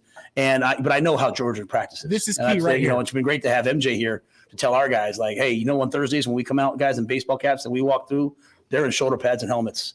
So this whole, like, coach, coach, like, we're a little beat up. Yeah, there's a cost. There's a cost to doing things that you haven't ever done before, and it's practice, man. So I am not saying we're the second hardest practicing team. That's not what I'm saying. I'm saying a scout said that, and I had him say it to the team. But again, it's just the ethos out there of, like, you want people to know, like, hey, this is what a Nebraska guy is. Like, you come into a team meeting, and if you don't have a pen in your hand, or you come into a meeting, you don't have a pen in your hand, you're out. Like, you're not in the meeting. So, like, when we have guest speakers come in to talk about life skills or something, they see all of our guys with pens and pads. They're like, what is this? Well, it's because I had a guy come in one time and say, Matt, I go to other teams, and they take notes, and your guys don't take notes. And I was like, man, I'm failing these guys because they're going to be taking notes someday at Google. They're going to be taking notes someday at the Washington, Commanders. They better take notes here. So everything we do is designed to help them be pros in life or in football. There is a cost to doing something that you've never done before. Okay. Suck it, Feinbaum. Nebraska, number 2. Yeah. There is a cost to doing something that you haven't done before. And that's everything. I mean, look, and I know the way you talked about the injuries yesterday, and they're all contact injuries and stuff like that. But, a lot of times people draw, correlations between how many guys you got hurt on your team and the way you practice and the nutrition part of it or the strength and conditioning part of it and stuff like that. And I'm not trying to tell you that Nebraska is going to win a national championship because of this. And, it's whatever. Like, okay, they're the second hardest practicing team in the country, according to one guy. It's not that big of a deal, but you have to remember, I mean, the only thing you could do is sort of compare it to what it's sort of been and the results that Nebraska's gotten after that. So as a result of them really kicking it up during practice and them really embracing the fact that this is hard and this sucks. And like you said, Josh, before, like you have to, when you come play football at Nebraska, you have to want to be, I feel like saying be coached is not even strong enough, right? It's like it has to be hard and you have to want it to be hard and you have to want it to be like painstakingly hard. Bit of a masochist. Like, yes, this is not like just flat out. This is not going to be easy. This is going to be the hardest thing you've ever done. It is, it's not for everybody, right? And so you got to get guys like that, and you have to have them all thinking like that in your program. And when you haven't been doing that for such a long time, it's not a surprise to me that a lot of the old guys are hurt. Now, once again, I think about injuries, and you could look at each one individually. I think about injuries a lot of times in a sort of random sense. Like guys got hit, we got guys' knees getting hit by helmets and freak stuff is happening. That's for sure. But it's hard for me to not draw a correlation and a say that this isn't at least a coincidence that that Nebraska is practicing and their players are practicing harder than they've ever practiced, and they are more beat up during the week than they have ever been, thus preparing them for Saturdays. And then on Saturdays, they get injured. Once again, I don't mean this to be, it's not, I'm not trying to make it controversial or anything. Like, I'm not trying to say, hey, like, these guys practice too hard. Mm-hmm. No, like it'll end up doing Nebraska wonders in the future. Yes. That they are going through what they're going through right now from a variety of different perspectives. And if you could say that and you could still get to a bowl game, then this program is this is a rocket ship, man. You said yesterday, I think. Yeah, it had to be yesterday that hey, it's going to suck this year, but next year, 2025, it's going to be immensely beneficial. Yeah, because then you show up next year and you're like, oh, this isn't that hard anymore. Yep. We're still practicing it's still really hard compared to what we were doing before Matt Rule got here. But it's easy for us. Everybody else, then everybody on the team understands what you have to do. New guys come on the team. Everybody else is practicing hard. It's a standard. It develops over time. And if Nebraska can somehow bridge the gap between getting there and have success in the meantime, like I said, rocket ship. It's at a crucial point right now. You just hope that they can get there. And yes, the 15 extra bowl practices or whatever you get before the bowl game certainly would make a difference for development for the program. But that was his whole bit from yesterday. It's like, this is not easy. This is going to be hard. And if we win, then we just have to go back to you don't get a party because you win. You don't get a celebration. You don't get a birthday cake because you win.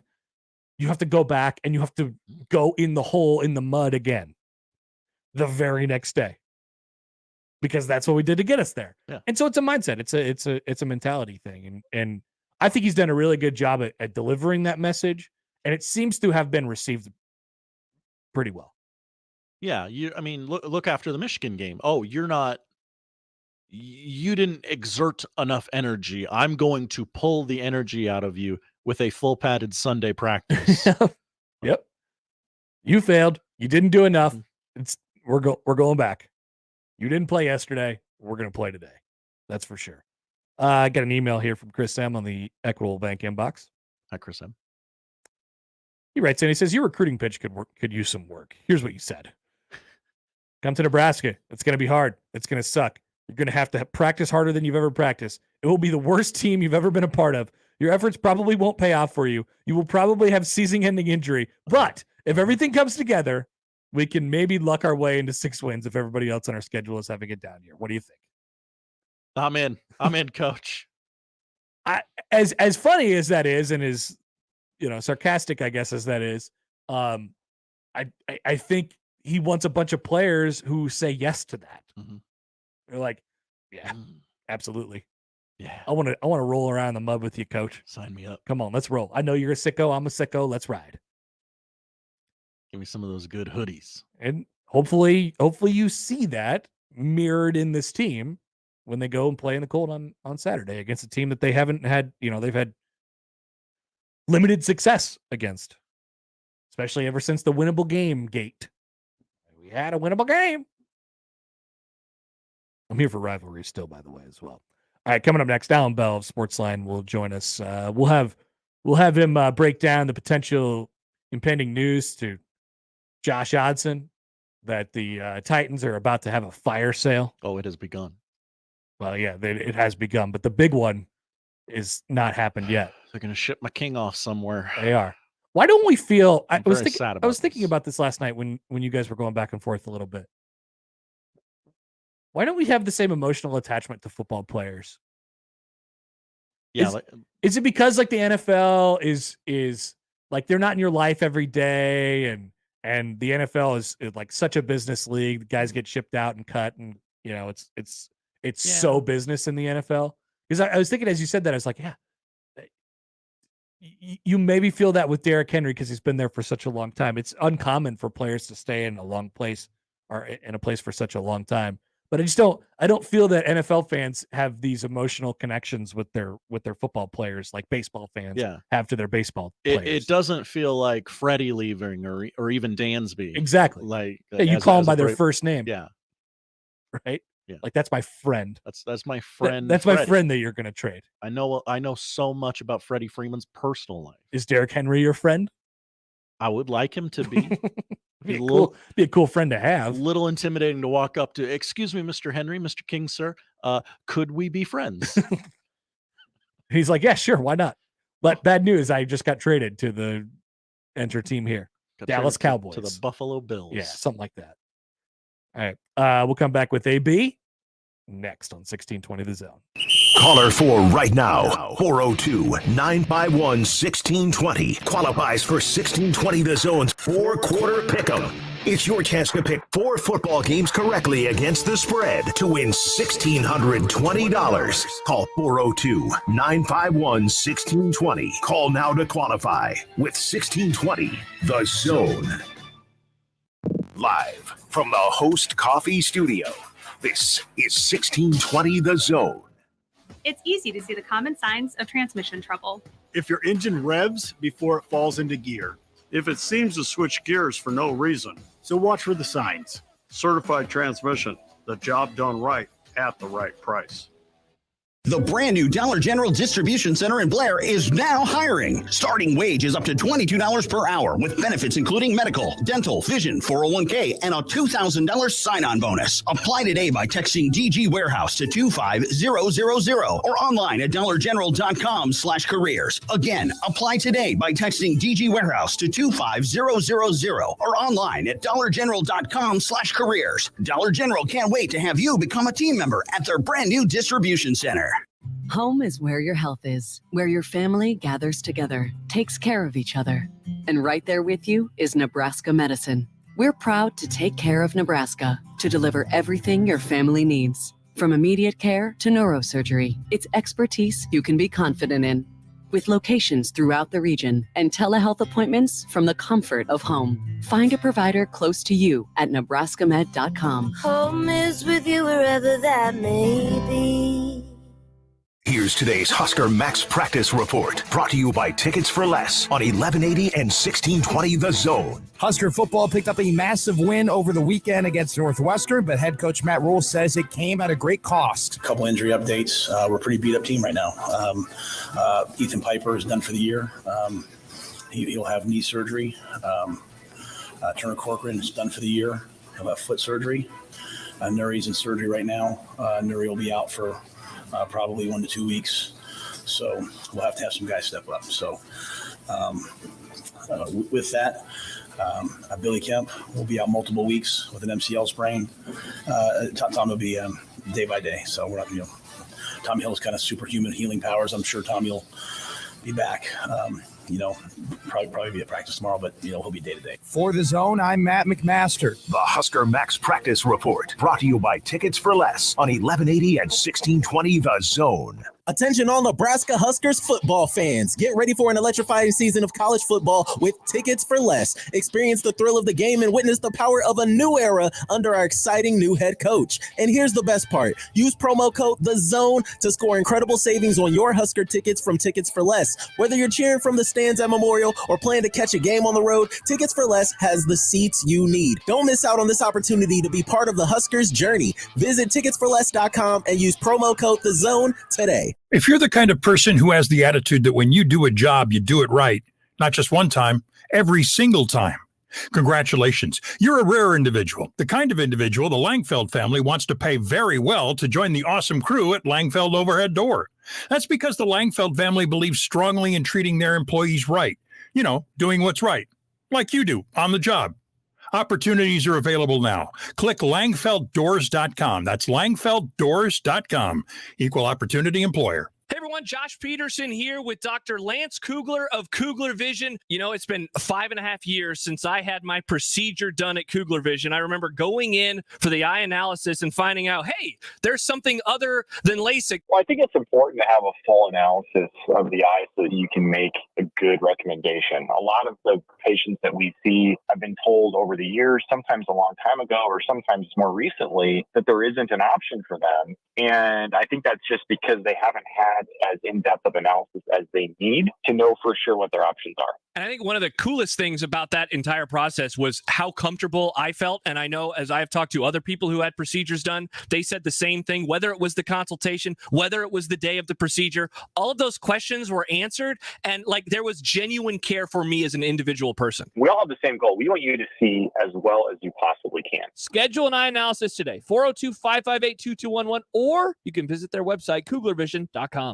Visit Sid Dillon Chevrolet, Nebraska's #1 volume Chevy dealer, to find the perfect vehicle for wherever your plans take you. Shop SidDillonChevy.com.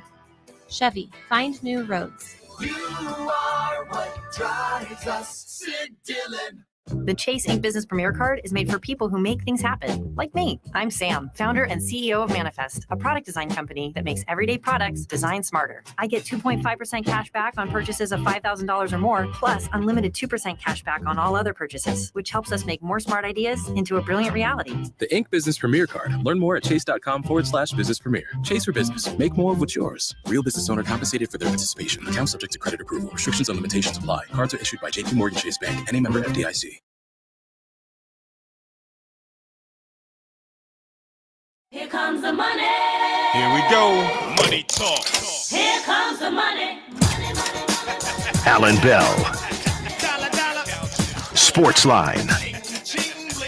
On the Connor Happer Show on 1620 The Zone. And we're joined in the 42 Degrees to Source hotline by Allan Bell of Sportsline. AB, what's up? How are you? What's up? How you doing? You doing all right? Doing great. Have you we haven't talked in a little while now. Do you have any new fast food takes or food takes in general that you need to get off?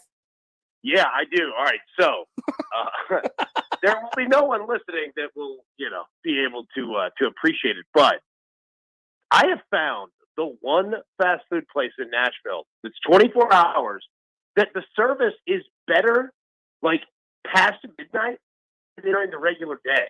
Right? And I've got to give a shout out. Wendy's. You have figured it out by the Nashville airport.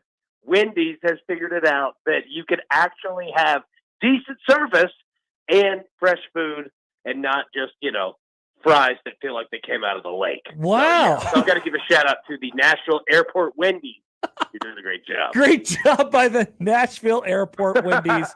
We'll send all of our. Hey, look, AB, we might be there for the Music City Bowl at this point. So might be a lot of people wearing red getting off a plane from Omaha, and they're like, I heard on the radio that I need to go to this Wendy's by the airport.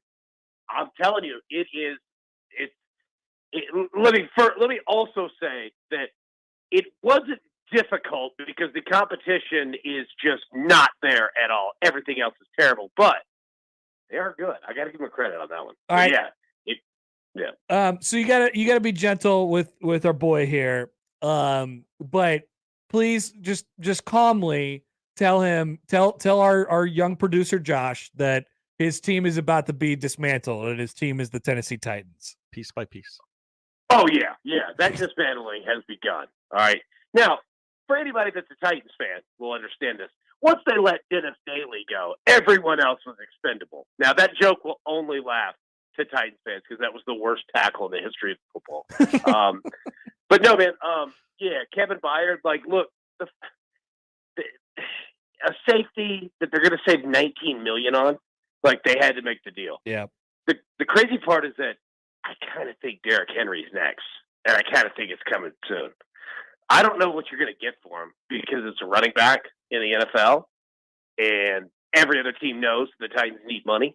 But yeah, man, like that's not going to be good. Like, I mean, they got to do it, but the fans are they're going to lose their money. Why haven't NFL trades like we had a big blockbuster last year with McCaffrey? It just like at the deadline, it's always a significant thing in like the NBA and Major League Baseball, and it just doesn't happen in football. And now maybe it's that the playoffs are larger. Like it feels like we're going to go 2 years in a row now where there's going to be some actual movement at the trade deadline in the NFL.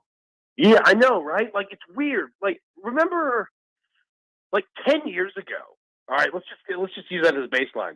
Like the NFL trade deadline was awesome. I mean, you had big moves going on. People were trading 3 number 1 picks, and you had all kinds of different stuff. And then it was like 5 years ago. It was declining a bit, but it was still good. And now, man, like you just never know what you're going to get. Yeah. I think honestly, like I think NFL owners get afraid, and rightfully so, because it's like the only league where there's not guaranteed money, and it freaks them out. I think the Deshaun Watson deal has freaked people out. Yeah. Like owners just don't know what to do anymore, Oh, for sure. I mean, and I think people are, maybe they're getting less and less comfortable with the idea of, all right, we can't or maybe more comfortable, I guess I should say, with the idea of we cannot be in this middle zone where the Titans are perfectly at right now. It's like, yeah, we're okay. We got some players, but we got to pay them a lot of money. And we're certainly on the back end of like this run right now.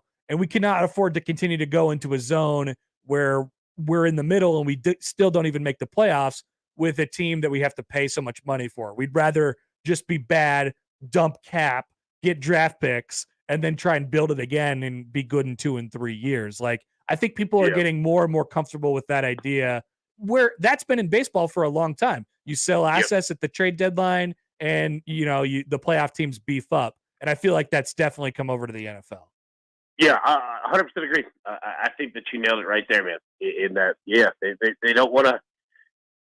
Look, I can't explain it better than you did. You're right. Yeah. I mean, it's perfectly said, 100%. Yeah. What do you? Okay, let's go through a couple teams here. So what do we do with the Ravens-Lions result on Sunday, and how dominant that was from Baltimore's standpoint, and how lackluster it was from Detroit? Yeah. So let me say, I think parity. This is another thing that goes in the trade price. I think parity in the NFL is very real, right? Like there are maybe 2 to 3 really good teams. There's a lot of teams that are kind of the same, and we're going to see results like that. You've had the Lions that coming into that game, I think they had won 3 straight games by 14 points or more. Yeah. And the Ravens have looked pretty terrible. Lost to the Steelers, bad on Right, offense, and then they're perfect on offense on Sunday. Yeah, exactly, right? Like it's funny, man, like how that comes about. Now, Lamar Jackson, like he has been deadly accurate this year, like all year. I think he's now 6 of 7 games. He's been 70% or better completion percentage, but they just haven't been able to score touchdowns. It's just been Justin Tucker over and over and over, right? So yeah, man, like it kind of felt like one of those perfect storms to where, like, once Detroit got down by 10, they were like, you know what, we don't need this game, whatever. Right. Like, we're just gonna mail this thing in. And Baltimore's like, oh my God, thank you, something's going right. I could go to the store without a flat tire, like. You know, it just was normal, right? So, yeah, man. Like, I think that's the tough part is that there's so many teams that are pretty much exactly the same that those are going to happen just randomly. You never know when they are. Okay. Okay. So on that, who is different? What is the category of teams who is above the, like, we're sort of in the middle range right now? And like, would the Lions be a part of that, given, everybody thought that the Lions were sort of separating themselves from the pack and probably joining that top group in the NFC. And maybe now that sort of comes into question, like, who would you separate from the rest of the pack? Yeah, I mean, I think the Lions are like right there. And I think a lot of teams are kind of right there. The Eagles, the Dolphins, we'll see on the 49ers, but yeah. Apparently Trent Williams at left tackle was quite important for this team, right? Like they just don't look the same, with him out and Brock Purdy back there. But I mean, that team is legit for sure. But yeah, man, I mean, is there even anyone in, the AFC besides the Dolphins? Would we put anyone in the AFC in that category? I think you have to put Kansas City in there. Yeah, agreed. Yeah. You know what? Let me say this. Me leaving them out wasn't disrespect. It was, I just assume they're always good. Like, Sure. like Kansas City, 100%. And now, since Taylor Swift's come about, Travis Kelce has gone double All-Pro. What happened? He's going for $140 a game now. We were talking about, like, I think it was maybe 2 weeks ago, and he was kind of beat up a little bit, and I sort of wondered out loud, like, all right, I mean, he's been productive and not injured for so long now. For so long. And it just feels like it's not an anomaly, but it's got to end at some point. And you're looking at the age and you're like, okay, man, he was really athletic and he maybe looks a step slower. And now the last 2 games he's just exploded. Yeah. What happened? Yeah. Well, first off, Taylor Swift, that's it, right? I mean, look, anybody who, from junior high up, like anytime that, like, your crush or your girlfriend or your boyfriend, whoever, right? Like when they're there, it was important. You know what I mean? Yeah. Like that's real. But number 2, I think that you nailed it. Like, I mean, he's gotten healthy, right? Like we go back to that, that opening night kickoff game, against Detroit. When he's not out there, man, like, one, it stinks not seeing him. And number 2, you see how important he is to that offense, right? So, yeah, man, I think the guy's just getting healthy. And I mean, you got Taylor Swift coming to the game, dude. Like, my favorite part has been, like, everyone else, like, around, like, the team or families or whoever, like, yeah. Oh, hey, I'm going to be friends with Taylor Swift. This is awesome. She had, like, Blake Lively and Ryan Reynolds up there one game. People were a little bit, they were curious. Why is Jackson Mahomes so close to her? They were a little, weary about that Get him one. away. Get him away from her. I'm surprised security hasn't just grabbed him. Hey, do you mind? Because I totally don't. But there's been this whole, and maybe we're in it because we got Chiefs fans surrounding us here in Omaha. But like, people are like, stop showing her on the broadcast so many times. I just want to watch football. And I gotta say, like, it does not bother me at, like, even a little bit. Yeah. It doesn't bother me either. But you know what? Like, I think, like, us working in this, we're kind of used to just weird stuff. Sure. If I were a Chiefs fan, 100%.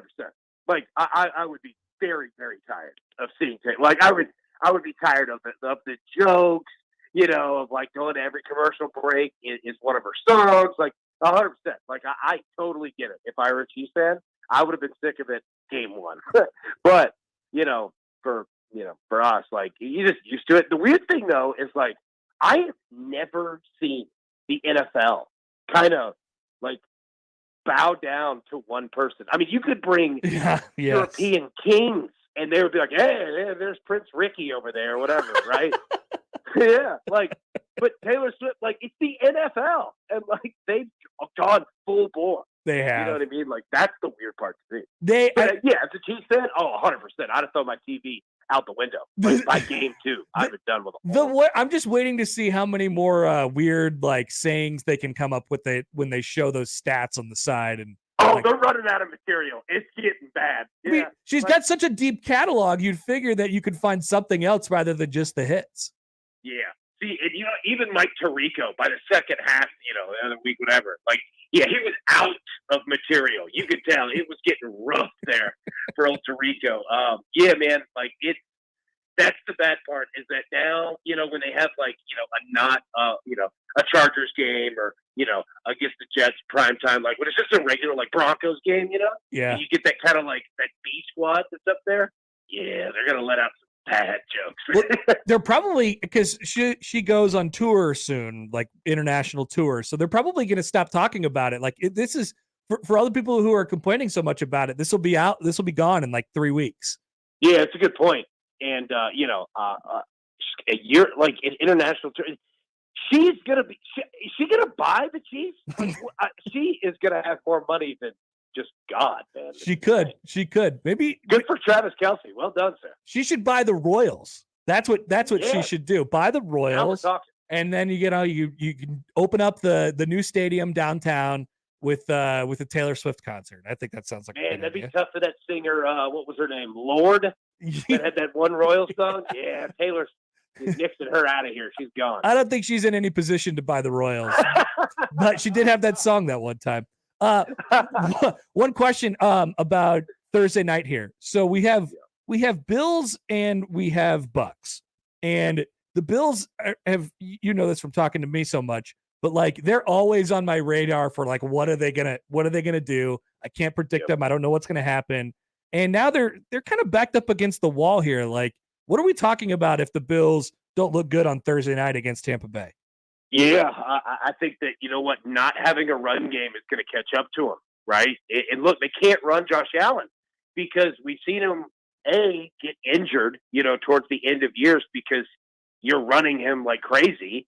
And number 2, 2 weeks ago, he hit his head on the ground and went into the 10. Like that the Josh Allen running experience stopped, right? And they need that. They need a run game. Like, I honestly, like, I think that I wouldn't be surprised if they make a little run for Derrick Henry. There it is. To be completely honest with you, because you could probably get him cheap, right? But yeah, man, like that's their one deal. They just can't run the football. That's what, again, not to bring it back to the Chiefs, but that's why they're so damn good. Is that they're balanced, man. They can run and throw. And they got little Pacheco just running over everybody. Dude, I love Pacheco, man. Like, if Kadarius Toney could grow hands and be, consistent, it'd be fantastic. Because that would be the perfect balance between Pacheco and then using Toney in the short passing game. Dude, he's awesome. He's just high stepping everybody, even though he doesn't need to. Everybody, dude. I know. It's great. It's fantastic. AB, great to talk again, man. We will talk to you soon. Hey, look forward to it, man. Next week, we'll speak up. Allan Bell of Sportsline. There he goes. Some good NFL stuff. Yeah, we're mixing a little Taylor Swift talk. That's all right. And remember, visit the Windies at the Nashville Airport when Nebraska goes for the bowl game. You get in late, you got a little post midnight. You arrives like I don't know where to go in town. Great news. We got the Windies Airport at Nashville. Yeah. Awesome news for everybody when we go for the Music City Bowl here in just a couple months. You got to plan these things out in advance. You got to know where you go. Have an itinerary. Mm-hmm. We'll come back. Josh has the odd news for the first time this week. Next on 1620 The Zone. Mornings with Sharp and Handley. Kudos to him. He has brought people into, whether they know what the hell they're watching or not. He has brought more people into the college football game this year than I can ever recall. Yeah. And he's probably gotten people that are diehard NFL fans that don't live in an area where college football is big. They're paying attention to one team in college football, or actually one individual in college football. Yeah. We've never seen it before. The impact of a team that is not that good doing ratings like they are. fits for one guy. Mornings with Sharp and Hanley. Weekdays 6 to 10 on 1620 The Zone. Your Omaha area forecast presented by Bellevue Berry and Pumpkin Ranch from the KETV Newswatch 7 Weather Center on 1620 The Zone. Windy and warm Tuesday afternoon with increasing clouds late. Expect a chance for isolated showers and non-severe storms, especially after 5 p.m. High today in Omaha of 78 degrees with southerly gusts up to 30 miles an hour. Staying breezy and mild tonight, mostly cloudy, a low of 59, a 40% chance of spotty showers and storms. I'm meteorologist Caitlin Harvey with KETV Newswatch 7. More with Connor and Josh after this. We're going to have an extensive professional relationship, my man. On 1620 The Zone. The brand new Dollar General Distribution Center in Blair is now hiring. Starting wage is up to $22 per hour with benefits including medical, dental, vision, 401k, and a $2,000 sign-on bonus. Apply today by texting DG Warehouse to 25000 or online at dollargeneral.com/careers. Again, apply today by texting DG Warehouse to 25000 or online at dollargeneral.com/careers. Dollar General can't wait to have you become a team member at their brand new distribution center. When you give to United Way of the Midlands, your caring spirit helps our neighbors in need get back on their feet and builds a stronger tomorrow for the Omaha Council Bluffs Metro. Make your gift today at unitedwaymidlands.org. Nate Bargatze, the Be Funny Tour. I mean, Chuck E. Cheese is rough. I don't know if you've been there in a while. They look like they're trying to go to business and they can't. All new material. They filed for bankruptcy and they're still open. They called Blockbuster and they're like, how do you get out? We want out. Nate Bargatze, Friday, February 9th, CHI Health Center. Tickets available at Ticketmaster.com. Produced by Outback Presents. Don't miss Nate Bargatze, the Be Funny Tour. The Zone Hotline is powered by 42 Degrees, The Source, by your mom's house. Email unsportsmanlike conduct on the Equitable Bank Zone inbox with whatever is on your mind, from your hot takes to what you think is one. The Zone inbox is brought to you by Equitable Bank. We take banking personally. We want to hear from you on the Equitable Bank Zone inbox. Let's watch the game at DJ's. Nick Hanley here for my friends at DJ's Dugout. Football is in full swing. College football, pro football. Watch your favorite team at DJ's. Great food, great drinks, great service. Plus, DJ's casual, comfortable atmosphere and huge TV walls are an Omaha tradition. Let's watch the game at DJ's, Omaha's hometown iconic sports bar for 30 years. Locally and Vietnam veteran owned with 7 metro area locations. Dig in at the Dugout. And now we've reached the point in the show where Josh Odson reads the peculiar, the bizarre, the comical, the odd news with Odd Son. Odd news, Odd Son. See what we did there? The odd news with Oddson.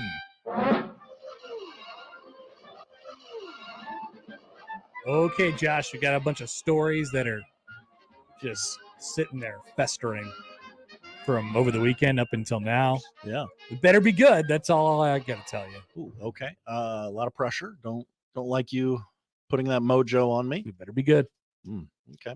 We begin with Mad Dog Chris Russo. Wow, he just came on my television. Oh, yeah? Yeah. What's he shouting about today? He said, good.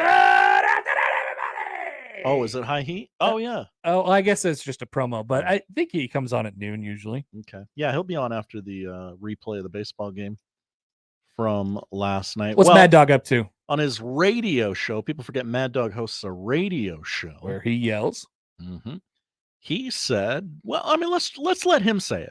I don't need to sum it up. He's going to tell you the whole thing. All right, what's up, dog? To make a long story short, I've been wrong in Arizona from day one. I'm stunned to beat Milwaukee. I thought they'd get swept by the Dodgers. I never thought they'd even go back to Philly for a game 6. I'll try it one more time. I would not be stunned if they won tonight. I would be floored. And I'll say this right now. I'll say this right now. And Bob Raceman, write it down. If they win the next 2 days, they win the next 2 games, and win this series in 7 games, if they win, I will retire on the spot. Any more, dog? Is that all? That's all from Doggy. Okay. Connor, your thoughts? He's got to be sweating a little bit. Feels like a big check that no one asked you to write. I love the resurgence of Mad Dog here. It's really been great. Yeah. I guess we're gonna have to root for the Phillies tonight because I don't want Dog to retire. I was a little like, he's a caricature of himself at Absolutely. this point, right? Like, Completely. when he first started going on First Take, I was like, oh God, here's this guy who's telling me about how great Bob Cousy was. Yeah. I don't need that in my life. But as he's sort of dipped his toe into the youthful waters of First Take, I've really enjoyed He's very good at it. seeing him in places. Me too. I want to keep Dog around. As somebody who never really listened to Mike and the Mad Dog, I know. I'm sorry. You didn't live in New York in the 90s? I didn't. Weird. I like Seinfeld, though. Weird. So you basically lived there. Yeah. Truck spill of the week. All right. Getting this one out of the way early. By the way, Dog, like On we can't like what does he actually retire from? What, you know? Yeah, does he pick one of his 11 jobs to retire from, or does he retire from them all? I'd like to see this be put to the test. I was just kidding. I couldn't retire. I had taken a gummy. Right. Who's this guy? Fat Rob? I called him Fat Rob. Called Fat Rob. I said, Fat Rob. And he said, give me a gummy. And he said, Mad Dog, I can't take that bet. All right. Truck spill of the week. You're too beloved. This is in Texas. Yesterday, a truck hit a concrete pillar, causing hundreds of. Okay. All right. Can I get a category? Food. Cucumbers. I'm gonna say close. Pickles. Hundreds of watermelons to spill onto the roadway. Nice. The 18-wheeler crashed into the pillar at about 3:51 a.m. Tuesday. Watermelon truck versus pillar. Maybe there's your answer. 3:51 in the morning. Hey, trucks drive all the time, They man. do. It's better for trucks to drive during the night when none of us normies are on the road. That's true, though. This is on I-69. Nice. Near University Boulevard in Sugar Land. The crash caused the truck's trailer to break open and flood the roadway with smashed watermelons. We can laugh about this because no injuries were reported. It closed traffic for 6 hours. Jeez. I mean, that would be a pain in the butt to clean up all the watermelons. They got some heft to them, right? You can't just take a push broom to the road and. Now, theoretically, like, unless they're damaged, there's nothing wrong with the watermelons, right? So if Are you saying they had to judge each watermelon if they could put it back on the shelf? I'm just saying, if you happen to be in the area, you could probably no problem if you just scoop one up. Sure, free watermelon. Free watermelons. Why not? All right, it's not bad. I mean, it's not as wild as some of our others have been, but that one's maybe our best tasting truck spill of the week yet. Sure, love watermelon. Yeah. Finally, we go to this is somewhere in Europe because the man dialed 999 instead of 911 like a normal person. Is that what they do there? Yeah. Stupid. A man faked being stabbed to get a free lift from an ambulance. Well, that doesn't. It's not Uber, sir. Yeah. I mean, in America, you're going to have to pay dearly for that. Much Yeah. more than you'd have to pay for an Uber. I'm not sure how it works. That's a good point. Christian Monreal, 28 years young, called 999 and claimed he'd been stabbed outside the grocery store I've been stabbed in Warwickshire. Sure. Sounds made up. No, sounds exactly correct, actually. Paramedics raced to the scene, but when they arrived, he admitted he was completely uninjured. He called 999 because he wanted a lift home, but when the ambulance crew refused, he spat on the paramedic. Was he drunk?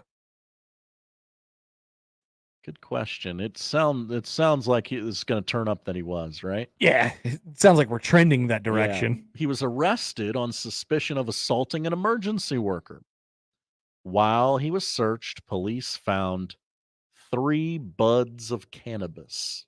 Oh, he was on the drugs. The drugs. In America, we have things where you could just you call the ride service. Obviously, you could pay for it, but like AAA, they'll come pick you up and take you. I don't know I don't want to false advertise here, but like, don't they do that thing on New Year's where they come pick you up or whatever for free? Yeah, the taxi companies will come pick you up. I've seen For seen those people who've had a little too much holiday cheer. I've seen people like get their cars towed on purpose because AAA will come, tow you Okay. one free tow within like 10 miles or something like that. They just tow you back home. Clever working of the system there. It's, a little misallocation of resources, but hey, you're paying the service fees for AAA. You use it how you want. Let's just say this: there are many ways that you could get home if you were under the influence of something, if you were impaired, before you call the ambulance. many options before that, including calling a friend. Oh, that's always an option as well. Yeah, you can call Connor. He's in the book. Call me. He'll come pick you up. Call me.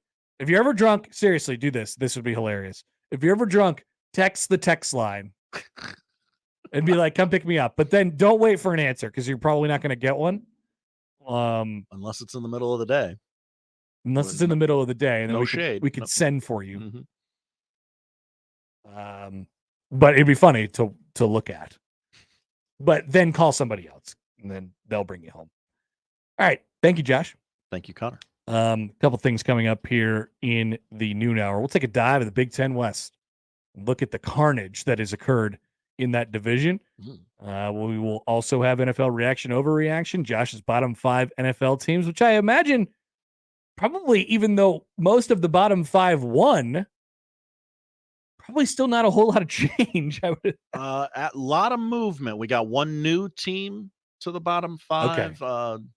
Some familiar faces, but there is movement this week. All right. We're back with that in the noon hour of the Connor Happer Show on 1620 The Zone. But first, this week's Zone deal is to Le Voltaire, locally owned French restaurant serving the Omaha community for 22 years. Unpretentious down-home cooking, serving classic French dishes, handcrafted cocktails, and more. This week's Zone deal, 2 $25 vouchers, which is a $50 value, if you could do math, for $25, which is half of that. That's why it's called a half-off deal. They're on sale this Friday at 9. Visit 1620thezone.com. I'm a fabulous driver. The Connor Happer Show I'm one of the best friends you could ever have in your life. on 1620 The Zone. I hate you. 1620 The Zone's 4-quarter pick'em returns. It's your chance to win $1,620. All you have to do is correctly pick 4 college or NFL games against the spread. Listen to qualify every weekday or enter online at 1620thezone.com. One lucky listener will be selected each week to make their pitch live on air. Awesome. Go to 1620thezone.com for complete rules and contest details. It's 4-quarter pick'em with 1620 The Zone. Host is roasting every morning. Host is roasting every day. Since 1972, family-owned and locally roasted Host Coffee Service has been roasting the finest coffee for businesses and restaurants. If you're ready to change to a better coffee provider, it's time for Host Coffee. Omaha's best coffee since 1972.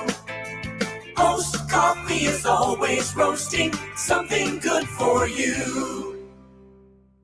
Hey folks, Kent Pavelka again to tell you about your local concrete experts at Everlevel Concrete Repair. Now, if you have cracked, uneven concrete, Everlevel can fix it at a fraction of the cost compared to replacement. This is no Band-Aid. Their products are built to last. It gives your concrete the durable protection it needs, and there's still time. I chose Everlevel for my driveway, and I've got peace of mind with their long-term transferable warranty. Everlevel's products and customer service are top-notch, and that's why they've been voted Best of Omaha again this year. Say it with me. Everlevel, Everlevel, Everlevel. You know, if we know anything, it's that local matters. Local shops, local restaurants, even locally brewed beers. October is Drink Local Month. So the Nebraska Craft Brewers Guild is challenging beer, seltzer, and cider drinkers like you to put your palate through its paces and drink local brews. Because seriously, Nebraska is really on the cutting edge when it comes to brewers who think outside the box. And besides, you really want to be drinking what they drink over in Iowa? Didn't think so. Click Nebraska.beer to find brews near you. Hi, this is Kathy Kenoyer. 'Tis the season at Glass House Market within Kenoyer Garden Center. We'd like to invite you to come shop our stunning holiday market, where you'll find a perfect gift for that special someone or the Christmas decor you've been wanting. Join our family for this year's open house, November 4th and 5th, to help us celebrate the holiday season. Glass House Market, located within Kenoyer Garden Center on 66th Street, between Cornhusker and Highway 370 in Papillion. Open daily 10 to 6. At Kenoyer Garden Center, everybody's got a green thumb. Creighton Sports Update. Single game tickets for the 2023-24 Creighton women's basketball season are on sale now. Don't miss your chance to catch the nationally ranked Blue Jays at DJ Sokol Arena for 14 exciting home games this season, with the first one coming up on Monday, October 30th at 6 p.m. Purchase today by visiting gocreighton.com/buy. And that's your Creighton Sports Update. 1620 The Zone proudly supports Creighton Athletics. Jump into the NBA action with FanDuel. It's America's #1 sportsbook. Hi, everybody. I'm Gary Sharp along with Nick Hanley. Right now, new customers, you're going to get a great deal. All you have to do is bet $5 and you get $200 in bonus bets guaranteed. Plus, all customers, 3 months of NBA League Pass courtesy of FanDuel when you place just a $5 bet on the NBA. That's right. And that way you can watch all of the action as you bet on everything from point spreads to player props. And best of all, you get paid your winnings instantly. So don't miss your chance to get $200 in bonus bets plus 3 months of NBA League Pass. Just visit FanDuel.com. Use the promo code ZONE. That's FanDuel.com/zone. And tip off the NBA season right. FanDuel, official partner of the NBA. 21 plus and present in Iowa. New customer offer. First online real money wager only. Refund issues as non-withdrawable bonus bets that expire in 7 days. All customer offer. $5 NBA wager requirement. Limit 1 pass per customer across both offers. Restrictions apply. Void where prohibited. See full terms for both offers at FanDuel.com/sportsbook. Gambling problem? Call 1-800-BETS-OFF. NBA League Pass. Local blackout restrictions apply. Let it fly. Your elevated sports bar experience. KOZ and Bellevue, Omaha, Council Bluffs. This is 1620, The Zone.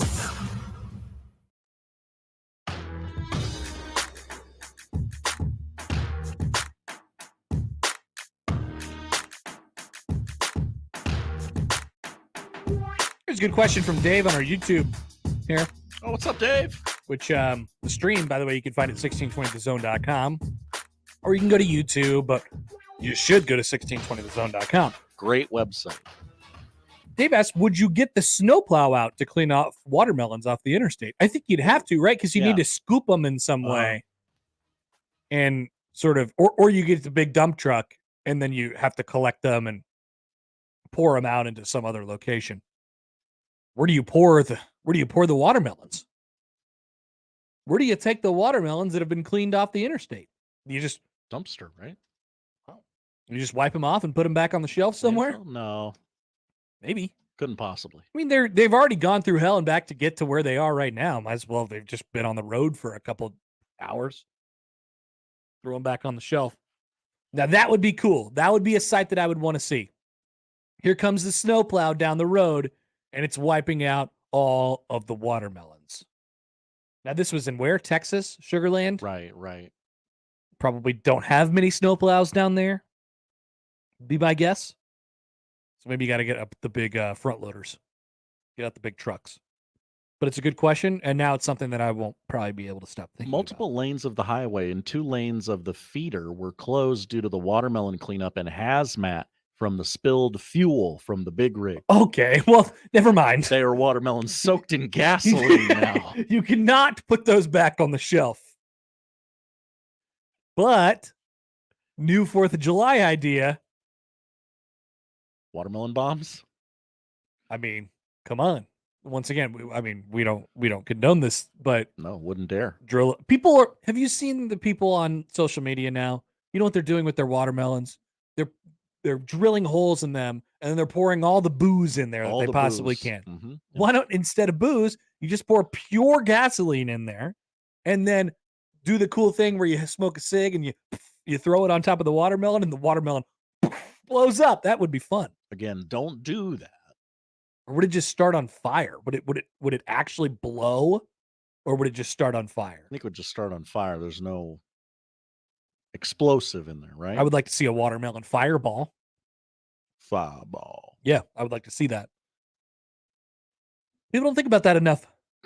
People don't think about watermelon fireballs enough. No, people don't think about the things that you can do with watermelons enough. Okay. Yeah, I think that's going to be a poll question. Yeah, in some form. Sounds like.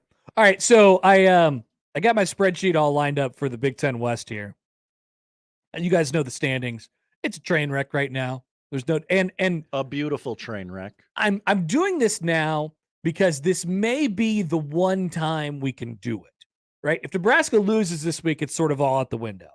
So I want to keep this tradition alive as long as we possibly can, because get us to November and we can start playing around with the fun scenarios where Nebraska wins the Big Ten West. If they don't win this week, that's likely gone. Now, you never know. You never say never, but it's likely gone. So here's some things that you need to know. By the way, I mean, the records are with the Wisconsin's 3-1 right now, but they have the loss to Iowa. Iowa's 2-2 right now. They have the loss to Minnesota. Nebraska's 2-2 right now. They have the loss to Minnesota. Minnesota is 2-2 right now. They have a loss to Northwestern. You want to talk about a program that's probably kicking themselves right now? That'd be the Gophers. Don't blow a fourth quarter 2-touchdown lead to Northwestern. Yeah. Bad idea. Would not recommend. And then you have Nebraska, who blew their fourth quarter lead to Minnesota. Otherwise, they'd be sitting on top of the mountain right now. So you look around, and I think the key, each team has 5 games left in the league, with the exception of the 2 that are on bye this week. That would be Iowa and Illinois. And each team has 3 divisional games left. So division on division, with the exception of Northwestern, who has 4 left. They're totally backloaded. They have 4, basically 5 divisional games to finish off the season. They get 5 out of 6. They get Maryland this weekend. And then you look at some of the schedules. Wisconsin has 3 divisionals in a row to finish off: Northwestern, Nebraska, and Minnesota. Iowa's 3 out of 4 in the division to finish it off. Nebraska is the last 2, and then this week. Nebraska and Purdue is the only division-on-division game this week. But here's one of the things that I'm looking at. If you're thinking about Nebraska's chances to win the Big Ten West, this has to be included in the conversation. Here's the key with the teams who are sitting at the top right now. Wisconsin. People might say, oh, they're in the driver's seat. I think they're in the 60 to 70% neighborhood as far as the FBI is concerned at the moment to win the division. Wisconsin, who has already lost to Iowa, the quirk in their schedule is that they still play Ohio State. Everybody in the Big Ten West plays one of the big 3. The big 3 in the East, being Ohio State, Penn State, Michigan, at least one time. Wisconsin still has their matchup against Ohio State coming. That's this weekend. Somebody asked earlier, what do you think is going to happen in that game? I say bloodbath.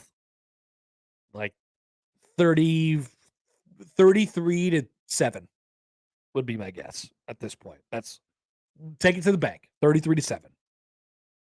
Josh is typing. He's going to write it down. So they still play Ohio State. So you can figure in a loss. If you have a game against the big 3 and you're contending for the West, you can figure in a loss. Who else among us plays another one of the big 3 down the stretch? Well, who gets to the front of the table if Wisconsin loses a football game this weekend to Ohio State? That's Minnesota, who plays Michigan State this weekend, and they play Ohio State on November 18th. They have another figured loss on their schedule. Okay. All right? So once again, when you're doing the math, you have to think about that, because there's no world where Wisconsin or Minnesota beats Ohio State. The world does not exist. Not happening. Sorry. Correct. Just wanted to make that very clear. Everybody else plays one of the big 3 one time, and everybody else has already played that game, with the exception of Purdue, who still plays Michigan, and they already played Ohio State. Tough draw for Purdue this year. Minnesota has already lost to Michigan, and they play Ohio State. So a tough draw for them, obviously, as well. Iowa's had their loss to Penn State. Once again, when you're doing the math, you have to figure that into the equation. So Wisconsin has 2 losses basically already when you count this weekend against Ohio State, and then they finish off against Indiana, Northwestern, and then Nebraska, Minnesota.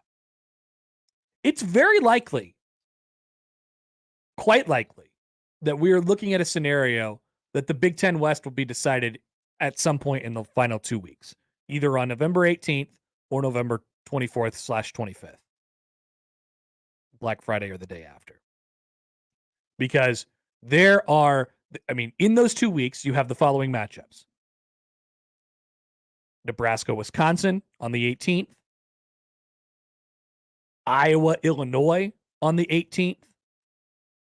You have Minnesota, Wisconsin on the 25th. Nebraska, Iowa on the 24th. This is of November. And who knows? I wouldn't put it past any Illinois, Purdue, or Northwestern who clearly sit, there's a gap after Nebraska at this point. Because each of those have 3 Big Ten losses at this point. Illinois, Purdue, Northwestern, they each have 3 Big Ten losses. But would you put it back past any of those teams to beat any of the top 4 for the Big Ten West? It's certainly doable, right? So in a lot of ways, the West will be decided in, yes, head-to-head matchups. But if that ends up equaling out over time, which it may, we may find out that Nebraska, Wisconsin, Iowa, and Minnesota are all pretty similarly bad at the end of the year, and they all sort of beat each other. Entirely possible, yes. But it comes down to who you lost to outside of the top 4 of the West and who you lost to outside of the top 3 of the East. Does that make sense, Josh?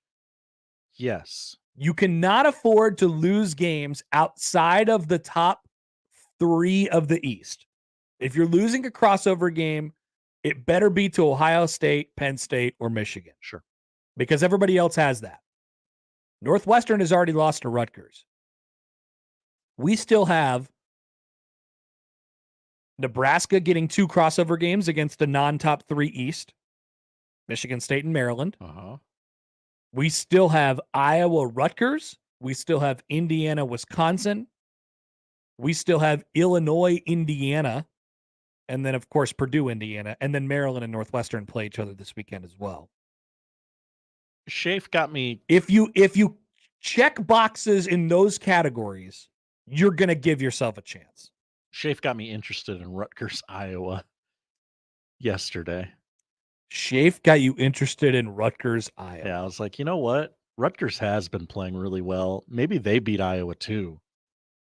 It could be carnage. Yeah. It could be even more carnage than it is right now. I'm telling you. So, Nebraska has those 2 games left with East non-top 3 crossovers, Maryland and Michigan State. And like this all equals out to be, yeah, you better just take care of business. It's just generally take care of business. Win the games that you have in front of you on your schedule. Yeah, this isn't like a formula for Nebraska to win. We're not there yet. Yeah. We're not there yet. I think if Nebraska gets through this checkpoint this week, obviously the path becomes more clear. Iowa is off. Minnesota is going to lose to Michigan. Minnesota is going to play Michigan State. Wisconsin's going to lose to Ohio State. So there's some stuff that'll kind of sort itself out. But if Nebraska gets through this checkpoint, right? Like there's a metal detector in front of this weekend. Like if Nebraska loses, they got to go to the room where you get strip searched. Like, sorry, you cannot pass. What's that? You have a little baggie in your butt? That's what Nebraska is this weekend if they lose to Purdue.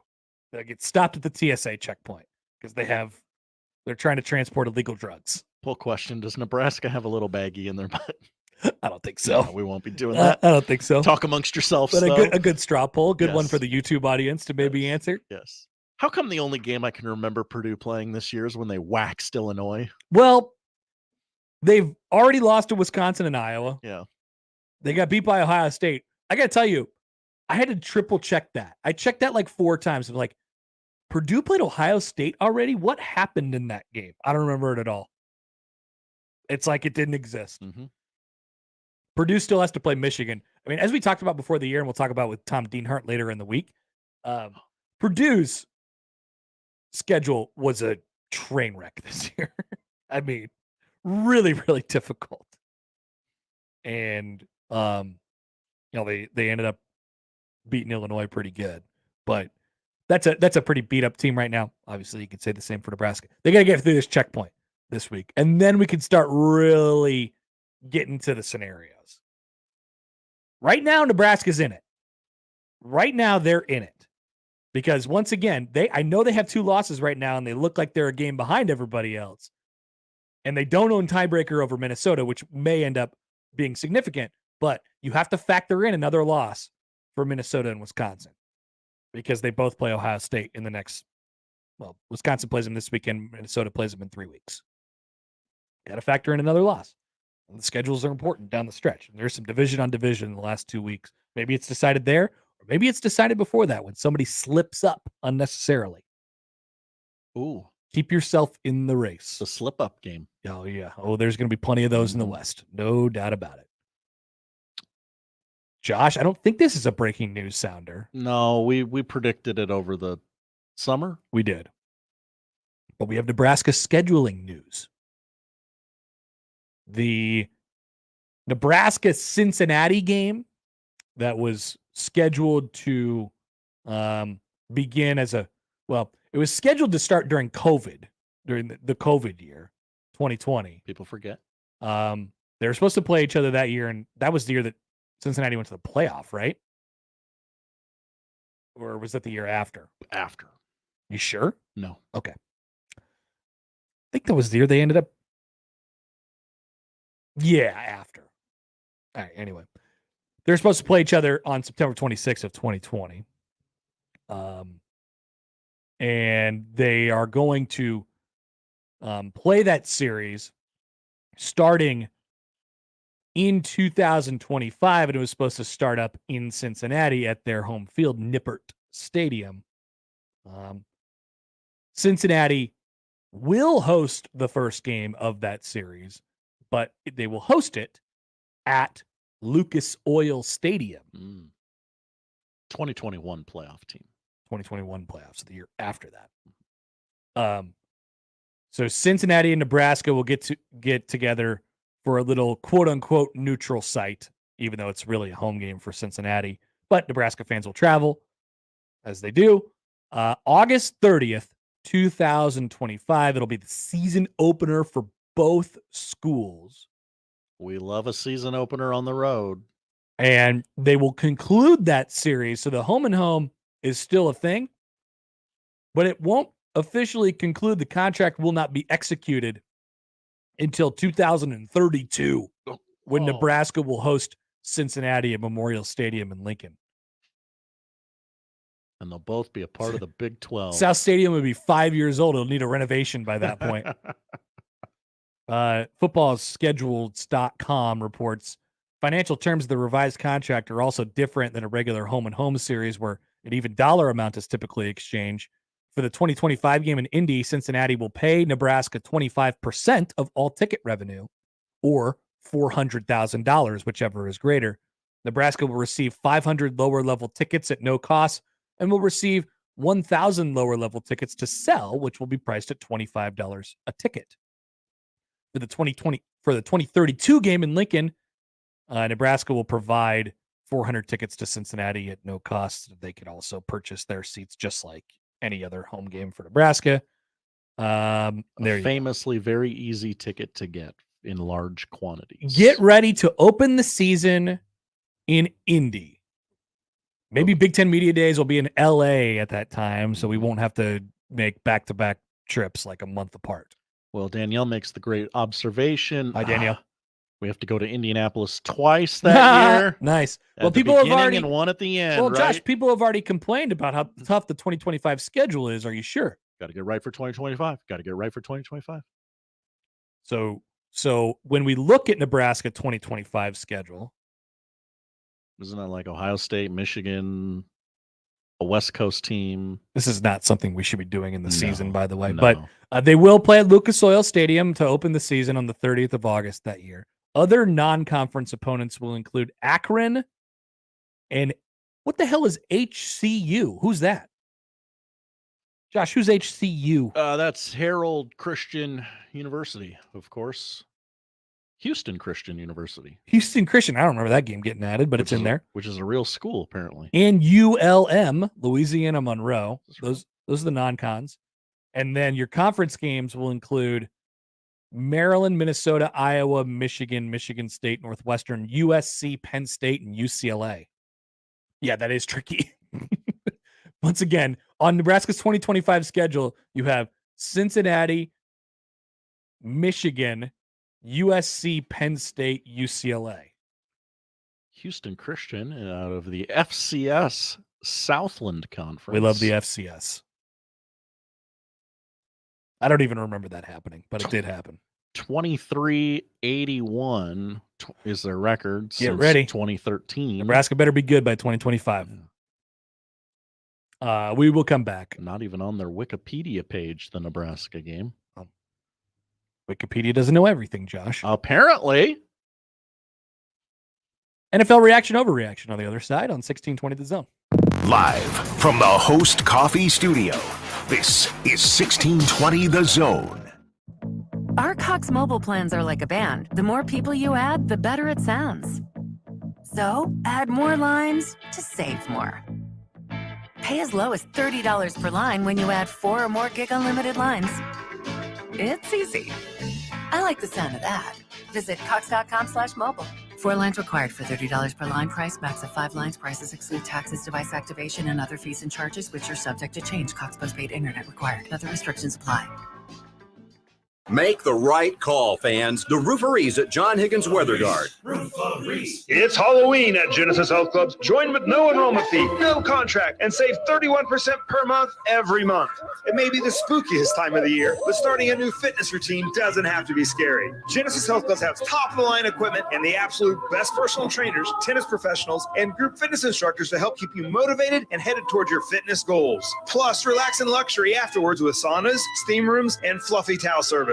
Whatever your fitness needs, Genesis is here to help every step of the way, and there's nothing scary about that. This Halloween, join Genesis Health Clubs with no enrollment fee, no contract, and save 31% per month every single month. But hurry, this offer will end before you have a chance to count your Halloween candy. It ends on Halloween and won't extend. Come to Genesis and get in the best shape of your life so you can handle anything those zombies, werewolves, and vampires throw at you. Plus, get your New Year's resolutions checked off with time to spare. Join Genesis Health Clubs with no enrollment fee, no contract, and save 31% per month every single month. Get a full breakdown of what went right and what went wrong immediately after every Nebraska game with Big Red Overreaction, presented by Equitable Bank. We take banking personally. And by Coors Light, keeping Nebraska chill. Also brought to you by Chase Senate Contracting, Tinman's Collision Center and Mechanical Repair, and Rotella's Italian Bakery. Immediately after the game, join the show and sound off with the good, the bad, and the ugly. Big Red Overreaction with the Keg and 1620 The Zone. Lowe's knows how to save pros time and money. Right now, get a DeWalt 20-volt max brushless drill kit. Was $159, now just $99. That's a savings of $60. And there's more. Earn 3 times the bonus points on Carhartt workwear. Because Lowe's knows savings. Lowe's knows pros. DeWalt offer valid 10/19 through 1/31. Bonus points calculated before tax and fees after applicable discounts, if any. Valid through 10/27. While supplies last. Selection varies by location. Prescriptions require an online consultation with a healthcare provider who will determine if appropriate. Restrictions apply. See website for details and important safety information. Subscription required. Price varies based on product and subscription plan.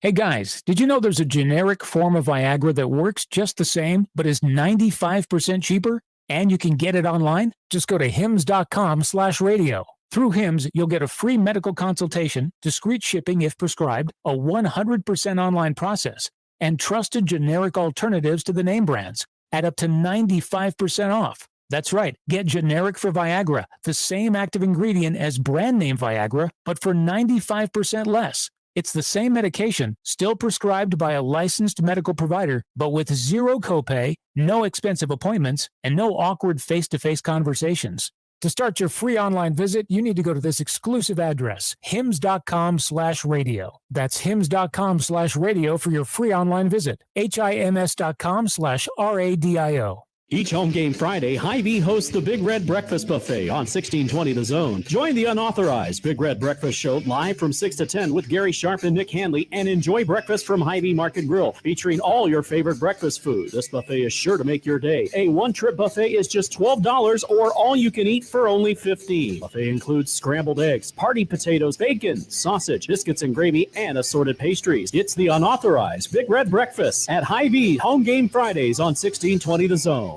Omaha Maverick Hockey hosts Big Ten powerhouse Ohio State at Baxter Arena this Friday and Saturday. Pregame is at 6:45. Puck drop is at 7. It's UNO versus Ohio State this weekend on your home for Maverick Hockey. News Talk 1290 Coil.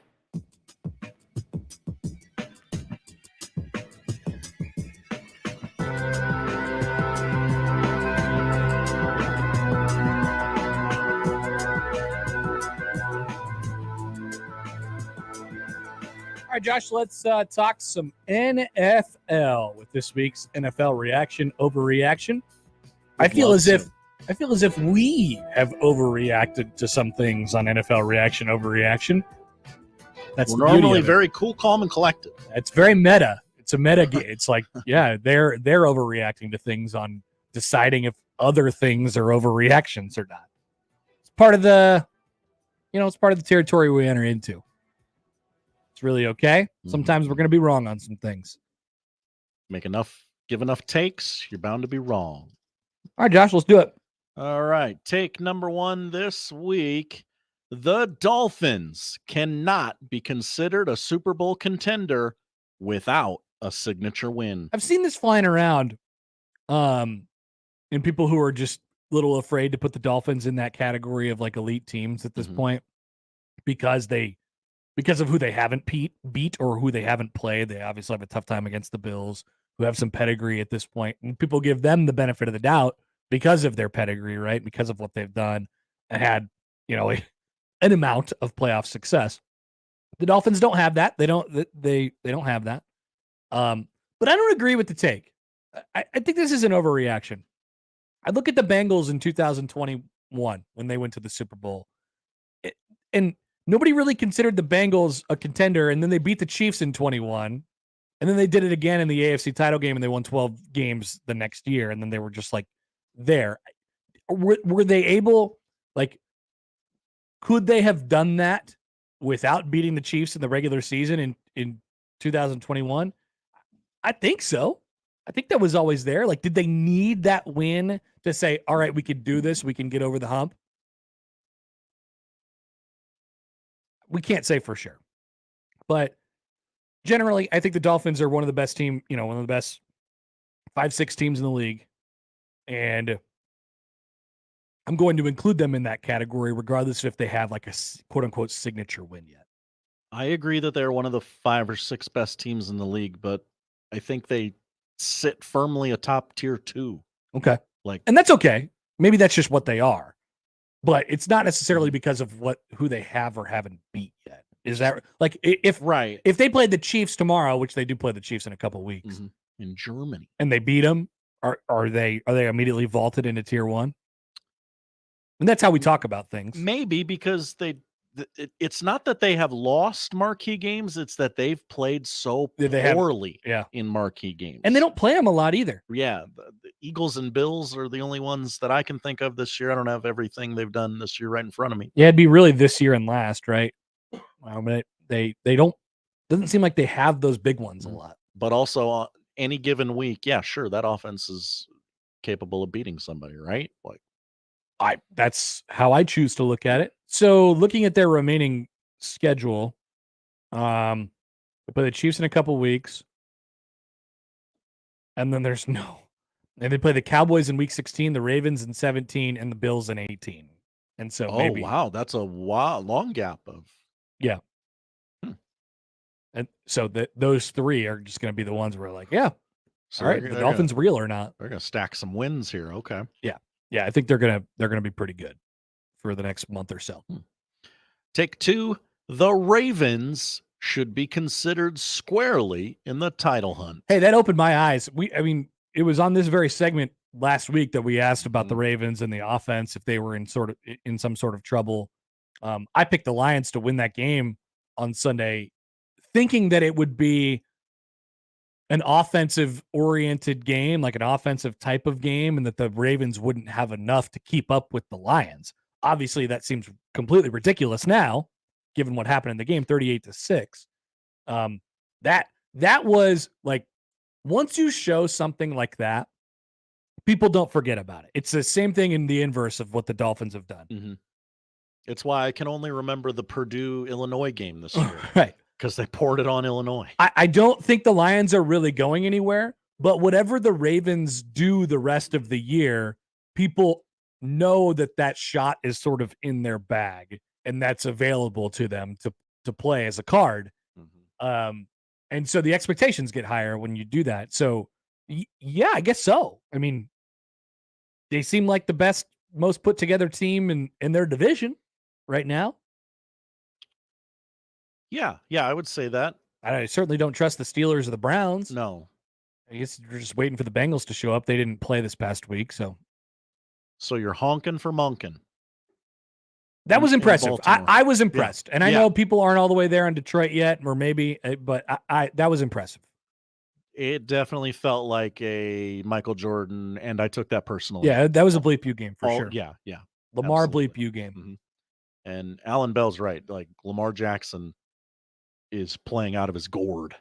I'm out of my gourd right now. 71% completion rate on the season. Like, that's what it was supposed to look like. Sure was. Take number 3, and I'm gonna read it as written. Okay. No, who wrote this? One of our writers. You can't trust the Chiefs' offense. Who would say something like this? Got a troll writer back there in the lab. Who would say something so ridiculous? Did you know that the Chiefs employ Patrick Mahomes and Travis Kelce? Oh, Taylor Swift's boyfriend. So I think this is an overreaction. They don't have many playmakers on offense. It's nice that Rashee Rice came to play on Sunday. And I'm still I'm still mildly concerned about Kelce, and I know he's been great lately. But there's only so much you're just limited with when you don't have as many weapons as they normally have. I know Mahomes has done a good job at sort of creating them over the years. Obviously, it's different than it was with Tyreek Hill. This doesn't mean they're a worse team. And the answer is this is an overreaction because they have Patrick Mahomes. Okay. But they're not as good as they have been in the years past. That's okay as an offense. And that's okay because they have a better defense. Okay. Than they have had in the past. I will tell you my thoughts on the Chiefs now. Over the last 2, maybe 3 weeks, as the Niners have looked a lot more beatable. Mm-hmm. The Eagles look inconsistent. I think they looked pretty good on Sunday, but inconsistent, I think, is fair for the Eagles. The Bills messing around each and every week. Every time. The Bengals not there yet. Digging an early hole. Boy, this sure looks like a Chiefs-Eagles Super Bowl rematch, and nothing's going to stop that from happening, right? Like, you're going there already? Today, it obviously ebbs and flows each week, but like, who's going to stop these guys? The Chiefs have won 6 in a row. I can't pick them. I know what you just said about all those other teams. I can't pick them out of a pack, like in a lineup with all the teams that you just mentioned. Really? Yeah, I don't think they're discernibly better than that top group. Okay. I think they're all on similar planes when you include Kansas City. You could throw Philly. You could throw San Francisco. You could throw Miami. You could do Baltimore. Mm-hmm. You could do probably not quite Dallas. Detroit. Like, I think they're all in the same little area. Okay. I wouldn't be able to pick them out right now. That's not disrespect. I wouldn't dare disrespect the Chiefs. That's not disrespect. Okay. Next. Tyson Bagent should be the guy for the Bears, even with Justin Fields healthy. I know this is running rampant around Chicago right now. Oh, yeah. This is all you lock into sports radio in Chicago. This is the only topic. Yeah. But it's an overreaction. Yes. It's a giant overreaction. He had a good game. It's a good story. He spread the ball around a little bit.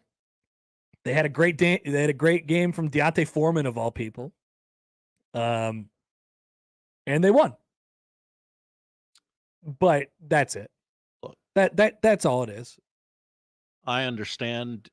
Week in, week out on this show, I promote the standards and values of how people can rise from the ranks of junior college football all the way to the NFL. But there is a reason that only one, is it player or quarterback in Division II, has started an NFL game since 2003. Is that real? Yeah. I would assume that's quarterback. I would think so. Yeah. It's a nice story. I'm very happy for Tyson and the Bajent family. Bajent Zero. The Bajent Hive. But this is a gross overreaction. People seem to react to him like they seem to like him. Yeah. You know? Yeah. But yeah, No, thank you. No, thank you. The Packers will have a worse record than the Bears. The Packers are a stinky, Josh. Yeah. With all due respect, of course, to the Packers. Do we have to respect the Packers? No, but I know they got fans around here. Oh, okay. I see what you're doing. Green Bay 2-4. They look increasingly worse every week. They've lost 3 in a row. 4 of 5. They lost to the freaking Broncos. Yeah. Upcoming schedule. Vikings, Rams, Steelers, Chargers, Lions, Chiefs. It just kept going. I kept scrolling. That takes you into December. Oh. This is not really about the Bears. This is aside from the Bears. I know that we're asking if they're going to be worse than the Bears, but Josh, the Packers are going to start appearing on your lists here soon, I think. Yeah. I don't know if that looks that way. I don't know if that's a this week thing, but it's coming. Spoiler alert: Jordan Love is not. Jordan Love is not the guy, and they're obviously in the transitional phase right now. Meanwhile, the Bears have a manageable next few weeks. That was the exact word I thought of. Manageable next few weeks. I'm going to say it today, October 24th. The Packers will have a worse record than the Bears. I think you might be right. Let's go there. The Bears will end up winning 4 or 5 games. Packers are good for 3 or 4. Yeah, try and find some out there for me. It's out on a limb a little bit. I don't know that I completely believe it, but I'll go ahead and sign my name to it. Hey. Sir, would you like to sign this petition? It says the Packers will be worse than the Bears this year. Yeah. Okay. You convinced me. What's in it for me? Are you going to give me $5 or a gift card to Chick-fil-A or something? Yeah, sure. Okay, great. I'll sign it. Now let me be the proxy for all of the Packers fans listening who are just calm down, steaming their cheese right now. Steaming their cheese. But Connor, the Packers beat the Bears in week 1. Yeah, but handily. I asked the question directly, or the writer asked the question directly. Who's going to have the worst record? It's not about who's better or worse. They play each other the last week of the season as well. Mm-hmm. Could be a lot on the line there. Might be significant. Next, the Bills will be in full-on panic mode if they lose to the Bucks on Thursday night. I don't know how many times we can do this exact same thing, Josh. I'm so tired of this. I'm so sick of them. Be as good as your roster is. Exactly. I mean, they haven't figured out the run game. It's been 3 years, right? And you got Stephon Diggs is always spouting off about something. Always. And Josh Allen, as a result of all of the stuff around him, he misses a lot too. He throws interceptions. They're still there. They lost to the Patriots. The Patriots, and some are like, that's a Bill Belichick special, right? Just when you thought you had him. No siree. That is a horrible offense, guys. They let them go down the field in 90 seconds on them. It's a horrible offense, and Mac Jones looked good on Sunday. Shouldn't happen. Shouldn't happen to a top-tier contender. Should not happen. Mm-hmm. I don't care if you're in the same division. Yep. I don't care if you're coaching against Bill Belichick. Can't happen. They had a stinker in London against the Jags, and they lost to the Jets on opening night. Those are bad losses. Those are bad losses. Maybe not so much the Jags. So, like, they could lose to anybody, and sooner or later it's going to catch them. I hope it does, because they've been on my radar watch for like 2 years now. I think I know what's going to happen. I think they're going to lose to the Bucs. What if they lose to the Bucs? Connor, this is what's going to happen. The road team has won 3 of the last 4 Thursday night football games. Yes, the Buccaneers are on the road. The Buccaneers are the road team this week. Tampa pops one off and beats the Bills. Let's do it. Let's do it. Can we bet it? Monday. Oh, yeah. What's the? I'll get you. Monday morning. Breaking news. The Tennessee Titans have traded Derrick Henry to the Buffalo Bills in his first game at Cincinnati, a game that the Buffalo Bills will desperately want to win, and they'll look like a wagon. Tampa Bay plus 8.5, plus 330 on the money line. That's juicy. Josh is going to Iowa at some point in the next 2 days. Let me go get the groceries tonight, honey. We'll be out for a little while longer. All right, 2 more quickly. The brotherly shove should be outlawed and also not called the brotherly shove. The first ever double overreaction. Whoa. It should not be outlawed. You should learn how to stop it. Yeah. And I'm fine with it being called the brotherly shove. Yeah. Why has this become such a problem in our society today? Fine. You made up your own nickname for something. It's fine. Have you seen? Why are we so connected to the tush push? Yeah. Who cares? Call it whatever you want. Call it whatever you want. They're both fun names. Yes. Also, have you seen other teams try to run this thing? They're bad at it. They're terrible at it. So Brock Purdy got stood up last night, and then he got it on the next play. Like, yeah, go for it. Do it. I don't care. Must have been last playoffs. I was like, this play should be outlawed. And then I saw a bunch of other teams run it, and I'm like, okay, yeah, no, they just run it really well because they have like the best O-line in the history of O-lines. That's exactly right. And it all starts with Jason Kelce. Travis Kelce's brother. Taylor Swift's brother-in-law.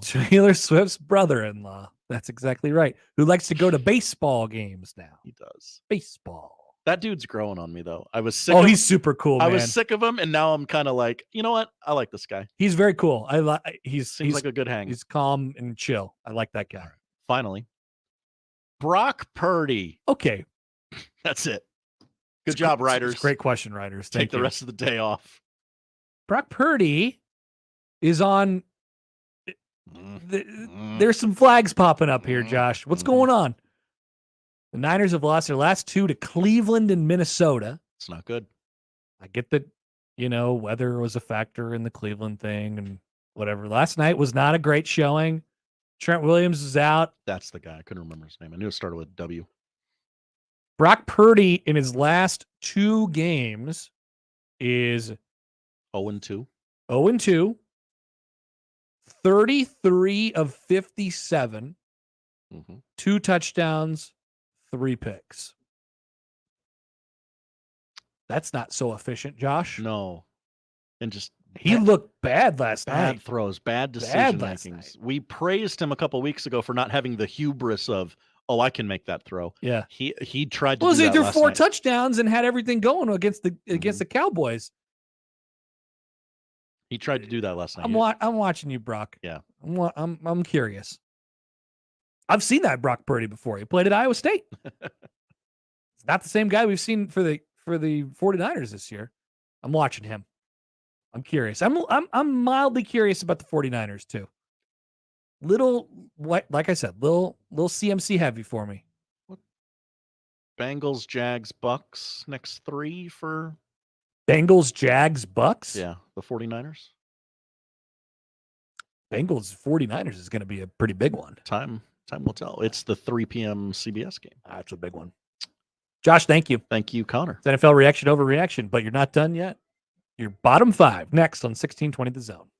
Previously on Unsportsmanlike Conduct. You don't like my old-timey voice? I always forget you have one, Nick. You don't need to take it personally. No, it's do your old-timey voice, Nick. Hi. Wow. Great work, Nick. You put me on the spot. Yeah, well, you're the one who was like, why don't you let me do my old man voice? And then you said, hey. I've got a Richard Nixon impersonation. Oh, can I hear it? Hi. Unsportsmanlike conduct with John Bishop and Josh Peterson. Weekdays 2 to 6 on 1620 The Zone. Your Omaha area forecast presented by Bellevue Berry and Pumpkin Ranch from the KETV Newswatch 7 Weather Center on 1620 The Zone. Windy and warm Tuesday afternoon with increasing clouds late. Expect a chance for isolated showers and non-severe storms, especially after 5 p.m. High today in Omaha of 78 degrees with southerly gusts up to 30 miles an hour. Staying breezy and mild tonight, mostly cloudy, a low of 59, a 40% chance of spotty showers and storms. I'm meteorologist Caitlin Harvey with KETV Newswatch 7. The Connor Happer Show returns in minutes on 1620 The Zone. Visit Sid Dillon Chevrolet, Nebraska's #1 volume Chevy dealer, to find the perfect vehicle for wherever your plans take you. Shop SidDillonChevy.com. Chevy, find new roads. You are what drives us, Sid Dillon. Equitable Bank. We take banking personally.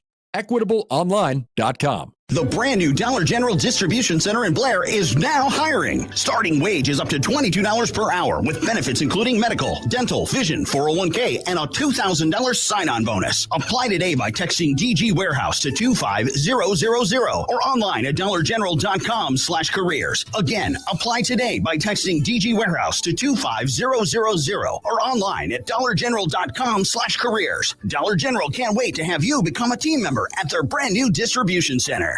Creighton Sports Update. Single game tickets for the 2023-24 Creighton women's basketball season are on sale now. Don't miss your chance to catch the nationally ranked Blue Jays at DJ Sokol Arena for 14 exciting home games this season, with the first one coming up on Monday, October 30th at 6 p.m. Purchase today by visiting gocreighton.com/buy. And that's your Creighton Sports Update. 1620 The Zone proudly supports Creighton Athletics. There's nothing like football season here in Nebraska. Hi, this is Sunny. And I'm Darwin with DJ's Dugout. During football season, a portion of our sales at DJ's will be donated to the new Nebraska Vietnam Veterans Memorial Project being built in Papillion. As a Vietnam veteran, I'm proud for DJ's to support the new Nebraska Vietnam Veterans Memorial. To learn more about this meaningful project, visit nvvmf.org. DJ's Dugout is locally and Vietnam veteran owned. If you're the kind of person who has the attitude that when you do a job, you do it right, not just one time, every single time, congratulations. You're a rare individual, the kind of individual the Langfeld family wants to pay very well to join the awesome crew at Langfeld Overhead Door. That's because the Langfeld family believes strongly in treating their employees right. You know, doing what's right, like you do on the job. Opportunities are available now. Click langfelddoors.com. That's langfelddoors.com. Equal opportunity employer. By texting 64,000, you agree to receive recurring automated marketing messages from Babbel. Message and data rates may apply. No purchase required. Terms apply. Available at babbel.com/TNC. We're going abroad for the first time in years. To Spain. So we started using Babbel. And started learning Spanish fast. With Babbel, you can start having conversations in another language in just 3 weeks. Babbel's conversational method teaches you real-life words and phrases. And with Babbel's interactive bite-sized lessons, you'll remember what you learned. ¿Cómo te llamas? ¿Cómo te llamas? ¿De dónde eres? ¿De dónde eres? In just 3 weeks, we're starting to have conversations in Spanish. Estoy muy emocionado para ir a España contigo. Aw, he just said, I'm very excited to go to Spain with you. Nos vamos a divertir mucho. And that means we're going to have a lot of fun. Sí. Gracias, Babbel. Babbel, language for life. And now try Babbel for free by texting TRAVEL to 64,000. Text TRAVEL to 64,000. That's TRAVEL to 64,000.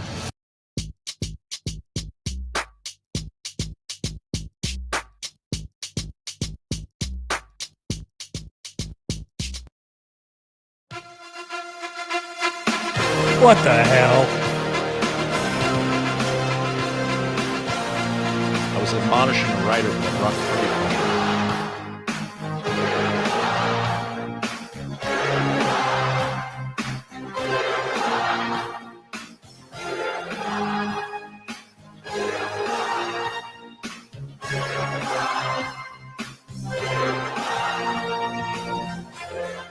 All right, Josh, all your teams were motivated last week after being included in your bottom five, except for the Panthers, who were not, who didn't play.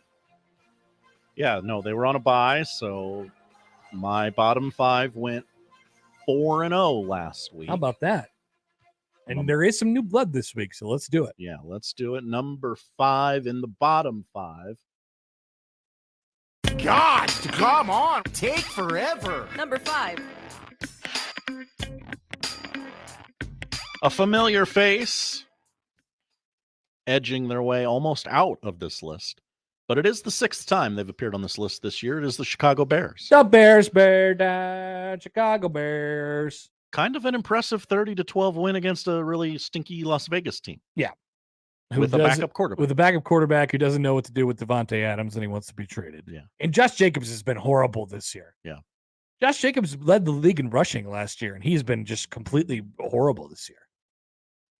Maybe McDaniel doesn't know what he's doing. Oh, maybe. Maybe. I bet that's right, actually. Don't want to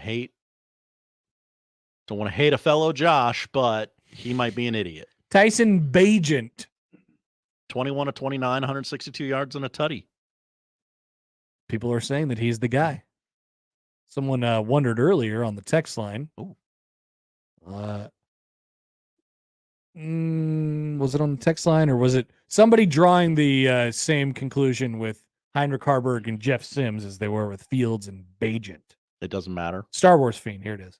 So you're saying the underdog quarterback who came in should not continue to start when the true starter is healthy again to play, even though he has a hot hand on a bad offense? Sound like Sims and HH? One of them's white, one of them's black. Okay. Does Justin Fields have an Amigos deal? Maybe.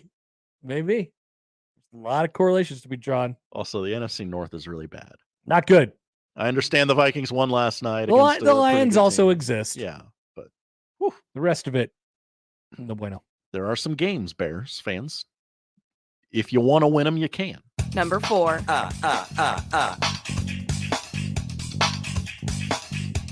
Also, the 6th appearance on this list this year for the Denver Broncos. Key interception from a much maligned defense late in the 4th quarter against the Packers. It's Sunday's 19-17 win snapped a streak of 10 consecutive games in which Denver lost when they led at halftime. Oh, wow. Yikes. That's a great stat. And when asked about that stat in the post-game press conference, Sean Payton, which is becoming a weekly tradition, got super snippy with the media and said, I wasn't here for that's not my team. Well, 3 of those were under your watch, Sean. Already happened 3 times in 6 games this year? Yes. Tough look. Yeah, they're still bad. They still belong here, and they're going to stay for a while, I think so. Number 3. Combination of 3 and 5. Number 3. 4th time on the list this season for the New York Football Giants. Oh, come on. Hey. They're back. Coming into this week, they had not scored an offensive touchdown in the first half. Yes, I was aware of that. They had only mentioned it 9 times in the broadcast on Sunday. Crossed that off the list. Coming into the game, New York Giants quarterbacks had only thrown 2 touchdowns all year. Tyrod Taylor equaled that number on Sunday. So that means Danny Dimes has 2 passing touchdowns. Tyrod Taylor has 2 passing touchdowns. And just for S's and G's, Derrick Henry has 1 touchdown pass this season. I like when Derrick Henry throws, by the way. He looks so large compared to a football. He does. I'm not terribly offended by the Giants. I don't think their offense is bad. Yeah, it's and they have Saquon Barkley and they got Wandale and they got a defense. They do have a defense. I'm not terribly offended by this team. Okay, I don't think they're a bottom 5 for me. Interesting. Maybe I'm just drinking the Kool-Aid a little bit. New Yorkers always stick together. I'm a G-Men guy. Here comes 2. Number 2. Little new blood here. Little new blood. Ooh. Second time on the list this season for the only team in the National Football League with one win, the Arizona Cardinals. They weren't on the list last week? They were number 1 on this list after week 2. Uh-huh. It is that was their only appearance. And then they on beat the this Cowboys. list. Yeah. That's right. Yep. Yeah. In a game that Connor Happer and our writers said on NFL Reaction Overreaction, should we just throw that game out? Yeah, that's right. That was the one crazy NFL result. I think we've had just the one so far this year. Certainly the biggest one. Yeah. The Cardinals have lost 4 straight. Although we have maybe found out the Cowboys aren't necessarily as elite as we thought they were at the beginning of the year, but yes. Yeah, this team's bad for sure. They are 28th in the passing game. They are 24th in scoring, 26th in points allowed. They've got players hitting officials and getting tossed from games. Let's have Kyler Murray come back and fix this whole thing, right? He'll Right, guys? He'll get them right out of a tailspin. What day does Call of Duty come out this year? The great Band-Aid, Kyler Murray. Many people are calling him that. Yeah. No, thank you. Pass on this team. Cardinals, they're trying to lose. It's okay. Yeah, you've gone under the radar for a very long time, and you are finally back where you belong. They're staying too. They're not going nowhere. 5. Yeah. No, I don't want the St. Louis Cardinals schedule. I want the Arizona Cardinals schedule. They have Ravens, Browns, Falcons coming up. Division leading Atlanta Falcons. That's exactly right. Put some respect on it. Number 1, for the second time this year, 5th appearance on this list. They had a bye week last week, but they did not move. Make it so, number 1. Number 1. Because they still have not won a game. They are the Carolina Panthers. And it's going to get worse for them because this week they play the Houston Texans and CJ Stroud. Things. Yeah, a lot of questions post-game Sunday. Not post-game, but Josh, the weekly presser. I think now is the time. Oh. I have an announcement. I'm a Carolina Panthers fan. I think I like the Panthers. Why is that? Well, I'm buying low. Okay. Right? They're 0-6. They're the number 1 worst team in the NFL, according to Josh Hodson. They have a young, talented quarterback who needs some help. But it's not just that. I've always liked their colors and their jerseys. I can get on board with that, sure. And my favorite NFL player of all time is Steve Smith. I love Steve Smith. You have said that for a long time now. I like the Panthers. Go Panthers! I'm going to need someone to clip that from I have an announcement to make to go Panthers. Go Panthers! And post it on our social media channels. Yes. Writers, get on that. That's my announcement. I'm saying it. And I'm a Panthers guy. Go Panthers. I love the Panthers. I'm really happy for you. Fire everybody. I hate Matt Rule. That's what you have to do, right? You have to hate Matt Rule. You have to love Adam Thielen. Yes. People forget he's there. Yep. I don't know. Do people forget that? I have to love all of them. I have to hate all the moves that they've done over the last 2 years when they've dismantled their team. Traded for various things, traded away various things like Christian McCaffrey and DJ Moore. Is one of your favorite players of all time, Jake Delhomme. I like Jake Delhomme. I always did like Jake Delhomme. I remember those Panthers Super Bowls. They were fun. One of them was fun because Janet Jackson performed at halftime. You know who my second favorite NFL player is of all time, now that I think about it? You'll never guess, so I'm just going to say it. Okay. D'Angelo Williams. I would not have guessed I that. love D'Angelo Williams. D'Angelo Williams was awesome. Did you ever watch D'Angelo Williams and think, wow, this is great? I preferred Cadillac Williams. What's D'Angelo Williams doing nowadays? Great question. Man, that guy was awesome. He had 18 touchdowns in 2008. Let's see what D'Angelo Williams is up to now. Is there a personal life section on the Wikipedia? Oh, there's got to be. Yeah. Just a lot of. D'Angelo Williams' middle name is Chandon. I did not know that. I wouldn't have guessed. Not in a million years. All right, Josh, we've solved a lot. Thank you. Thank you. That's the bottom 5. Coming back, there's been some research done as it pertains to Big Ten teams and how they perform following releases of Taylor Swift albums, which there is a Taylor Swift album this weekend. People forget. Have you heard the news? I Along with the Taylor Swift movie, you can get them all for $79.99 if you'd like. Nebraska's opponent, not so good.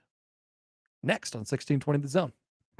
The Connor Happer Show. Follow us on Twitter @Happer Show for all the latest news and views. We may even say something interesting once in a while. Unlikely.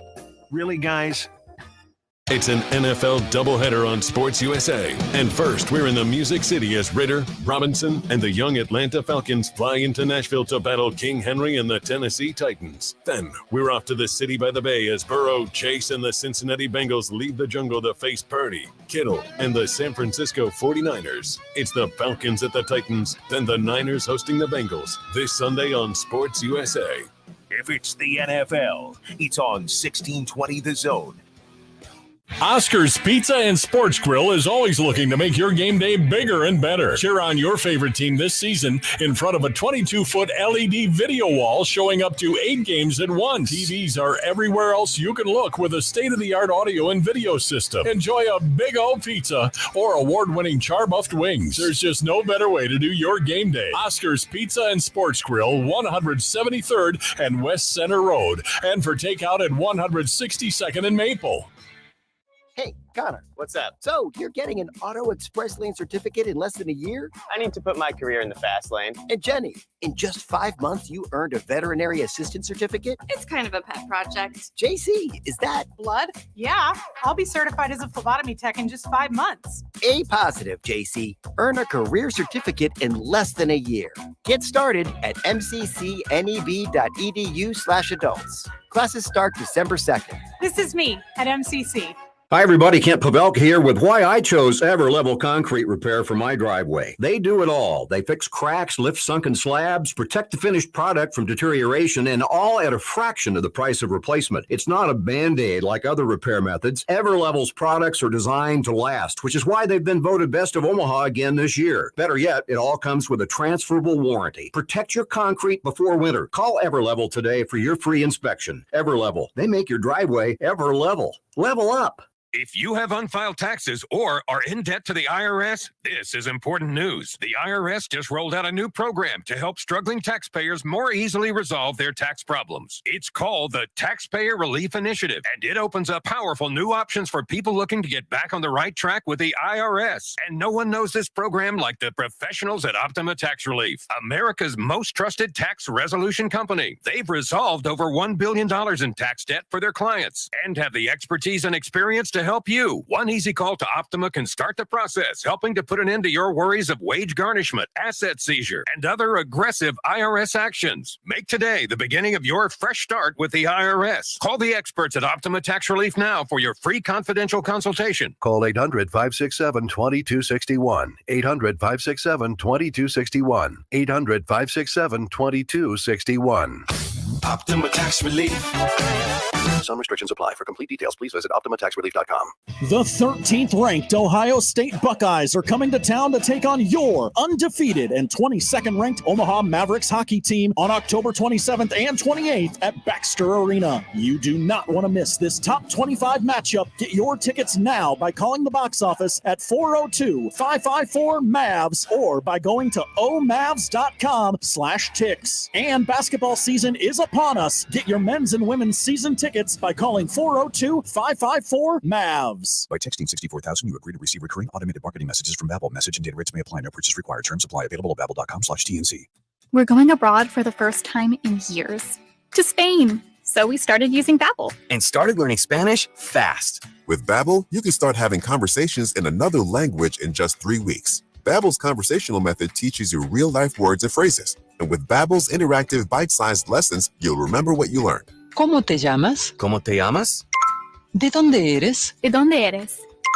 In just 3 weeks, we're starting to have conversations in Spanish. Estoy muy emocionado para ir a España contigo. Aw, he just said, I'm very excited to go to Spain with you. Nos vamos a divertir mucho. And that means we're going to have a lot of fun. Sí. Gracias, Babbel. Babbel, language for life. And now try Babbel for free by texting TRAVEL to 64,000. Text TRAVEL to 64,000. That's TRAVEL to 64,000. Let it fly. Your elevated sports bar experience. KOZ and Bellevue, Omaha, Council Bluffs. This is 1620, The Zone. All right, a couple of things here. First of all, stop everything. Joe Lunardi has a bracketology. Oh! He just put out his first bracketology of the new season. Oh, where are we going? Where are we going?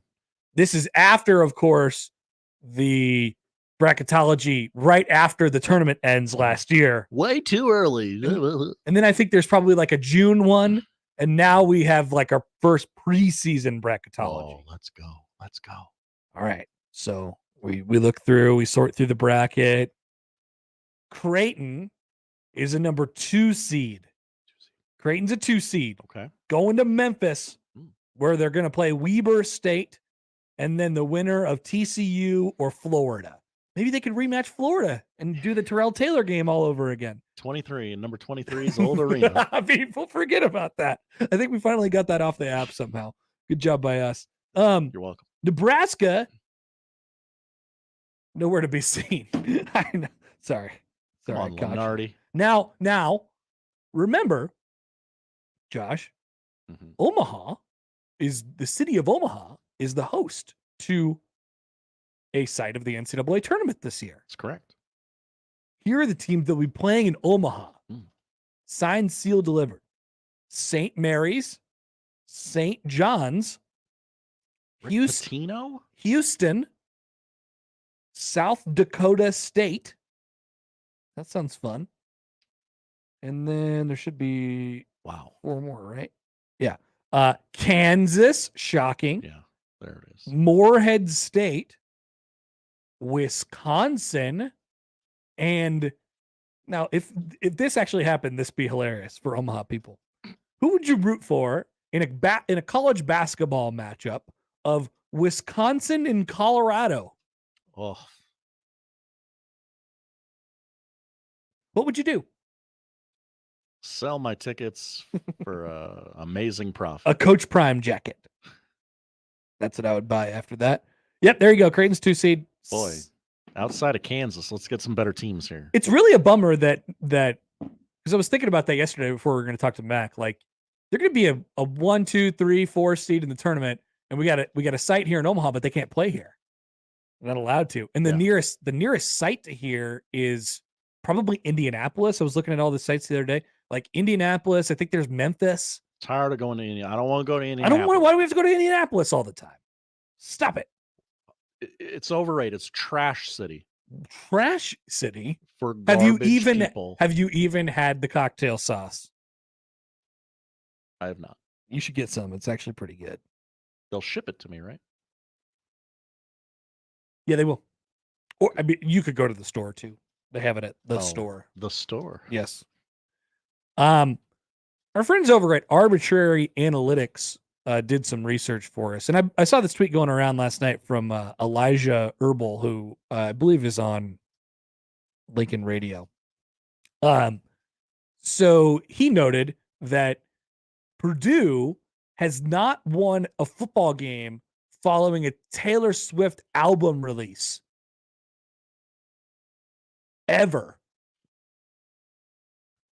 Oh, yes. Oh, and 1, 2, 3, 4, 5, 6, probably 7, 8. And they had a bye 1 year. So 0 and 8. Now Taylor Swift does have an album coming out this weekend, but it is a re-release of a previous album. So it's a Taylor's version. Those count, right? Okay, I guess it counts. Purdue is the only team in the Big Ten who does not own any wins the weekend immediately following a Taylor Swift album release. Okay, come on, Husker fans, let's go. It's in the bag. Nebraska. And if I was better at my Taylor Swift album art, I would know which album is which. Okay. Maybe I can help.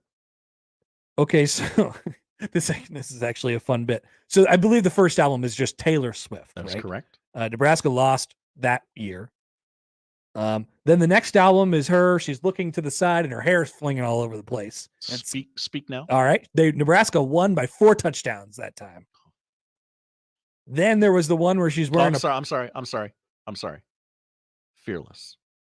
And then Speak Now. Okay, Speak Now is the one where she's wearing a purple dress. Purple dress. Yes. All right. They won that game too. And then there's Red. Nebraska won that as well. That's the one with all the John Mayer songs on it. And this is important because this, I believe, is the re-release this weekend of 1989. Yes, a perfect pop album. When the original 1989 came out, Nebraska won by 3 touchdowns. Let's go. Back when Nebraska was winning. And then the next time that she did an album, 2014, when they were winning. Yes. When Nebraska, when the next album came out, Taylor Swift, this one is black and white, and she's kind of got slick back hair. Reputation. Nebraska lost by 33 points. Well, it was a down time for Tay Tay as well. Then there was the one where she's not looking at the camera, and she's looking into a forest of some sort, and her hair is in a pigtail or a braid. What's that? Oh, Josh doesn't know that one. Well, you've skipped Lover. Is where my confusion comes from. In the album you're thinking of, which one's Lover? What's she doing in Lover? She is. Is she wearing a hat? No, the camera is under her. She's looking down at the that floor. one's not on here on the graphic that I see. Now that came out in late August. Okay, so it doesn't count. Okay, doesn't count. Folklore doesn't count because it came out in July. Also, nothing in 2020 counts. Evermore, she's wearing a flannel coat with a ponytail. Yeah, that's what I was talking about. Nebraska lost. Okay, that's December of 2020. In the last 2 albums that she's done, the one with the hat and then the last one, whichever one that was. Midnights is the last album of original material. She's got a makeup thing. Came out about a year ago this week. Nebraska did not play in each of the last 2 album releases, but Nebraska generally has good success the weekend immediately following a Taylor Swift album release. Okay. Purdue, meanwhile, does not. Do with that information what you will, Josh. Hopefully nothing, but you do with it whatever you got to do with it. I mean, I'll enjoy 1989 TV like all my other Swifties this weekend. What the hell is that? 1989 TV, Taylor's version. Oh, TV. I thought you meant like a channel. Like No, it was like a. no. It's a lot of syllables to say Taylor's version, so we just say TV. My wife made me listen to the last re-release that she did. Which one was that? Speak Now? I believe so. We were driving down to Kansas City over the summer, and she was like, "Don't you want to listen to this?" And I was like, "Not really, but okay, let's do it." And I enjoyed it. I liked it. I couldn't tell what the difference was and any of the nuances between the original release of the album. I know that there was the bonus tracks or whatever, but as we talked about, I'm good with Taylor. Your voice has changed over the course of 15, 20 years. You'll change a lyric here or there. Sure. Well, I mean, there's also songs she has released out of the vault. Yeah, that's what I'm saying. The vault tracks, yes. Vault tracks are good. But she did change some lyrics, to kind of clean them up, Clean them up? Well, she said some bad stuff in the previous release. She was potty mouth. Well, on 1989 Taylor's version, there's a song called "Slut." So, thought she was clean. Now, what happened? Incorrect, Connor. Just take that information and do whatever you got to do with it, I suppose. Mm-hmm. We'll come back with more next on the Connor Happer Show on 1620 The Zone. But first, jump into NBA action with FanDuel, America's #1 sports book. Right now, new customers can bet $5 and get $200 in bonus bets guaranteed. Plus, all customers get 3 months of NBA League Pass, courtesy of FanDuel, when they place a $5 NBA bet. The NBA season begins tonight. Take the Nuggets to win the NBA championship. We're going back-to-back. You can watch all of the action as you bet on anything, point spreads, player props, anything in between. You could throw that little future in on the Nuggets to win the championship again. I think they're plus 550. Don't miss your chance to get $200 in bonus bets plus 3 months of League Pass. FanDuel.com/Happer and tip off the NBA season. Do it. Do it now. Do it tonight. FanDuel, official partner of the NBA. 21 and over, present in Iowa. New customer offer. First online real money wager only. Refund issued is now withdrawable bonus bets that expire in 7 days. All customer offer, $5 NBA wager required. Limit 1 pass per customer across both offers. Restrictions apply. Void where prohibited. See full terms for both offers at FanDuel.com/sportsbook. Gambling problem? Call 1-800-BETS-OFF. NBA League Pass. Local blackout restrictions apply. Live from the Host Coffee Studio, this is 1620 The Zone. Sports fans, Let It Fly Sports Bar is your elevated sports bar experience. Indulge in our culinary touchdowns with a menu crafted to satisfy. Savory burgers, tender steaks, to our fire wings. Our world-renowned chef will leave your taste buds cheering for more. We've raised the sports bar dining experience with a new high-end design and incredible food. Whether you're a die-hard sports fan or just love the excitement, Let It Fly is your place. Host your next college game day watch party or private event right here. Elevate your game day experience at Let It Fly, located in downtown Omaha. Whoa, Sandra. So, in less than a week, you'll have My forklift operator certificate. And Joseph, you're quick to Respond? Yeah, with my degree in paramedicine, I'll be a first responder? Cool. Bella, where are you off to? Just knocking out my gen eds before Transferring to the university? Smart way to say, Bella. Get up to speed with your me time. On campus, online, on your schedule. Get started at mccneb.edu/me. Classes start December 2nd. This is me at MCC. The Chase Ink Business Premier Card is made for people who make things happen, like me. I'm Sam, founder and CEO of Manifest, a product design company that makes everyday products designed smarter. I get 2.5% cash back on purchases of $5,000 or more, plus unlimited 2% cash back on all other purchases, which helps us make more smart ideas into a brilliant reality. The Ink Business Premier Card. Learn more at chase.com/business premier. Chase for business. Make more of what's yours. Real business owner compensated for their participation. Account subject to credit approval. Restrictions on limitations apply. Cards are issued by JP Morgan Chase Bank, any member FDIC. Visit Sid Dillon Chevrolet, Nebraska's #1 volume Chevy dealer, to find the perfect vehicle for wherever your plans take you. Shop SidDillonChevy.com. Chevy, find new roads. You are what drives us, Sid Dillon. Don't want to leave the house? Too cold? Don't want to pack up the kids? Hosting a football watch party? Order Cops Pizza Delivery. In celebration of their 4-year anniversary, Cops is offering free delivery through October 31st on delivery orders of $50 when placed online. Cops has locations at 180th and Center, Shadow Lake Town Center, and 72nd and Jones. Click copspizza.com to see the menu, place your delivery order, and enter the code FREE DELIVERY. All one word in lowercase.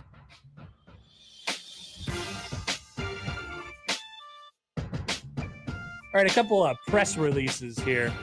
I got to put out my press release still that I'm a Panthers fan. I guess Josh maybe put it out for us. Thank you. Yeah. I just wanted the organization to know they got people in their corner. The Creighton Blue Jays were picked second in the Big East today by the league's coaches. Which team, the men's or the women's? The men's and the women's there it is. were both selected second in the league. Creighton got 4 first place votes to Marquette's 7, which puts them behind him. The gap is not very large. UConn is a preseason number 3, and frankly, I think they're going to finish lower than that. Whoa! And their fans are triggered. We just won the national championship. Brr! Generally, when you do that, you lose a lot. Well, they do. They lost at least their 2 best players, in Hawkins and Sanogo. Interesting. Now they do have Donovan Klingen back, and they're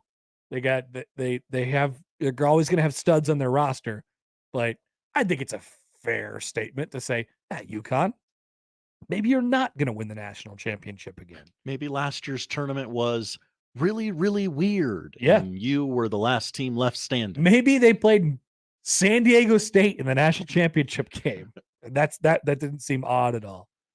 Creighton picked to finish second in the Big East Conference.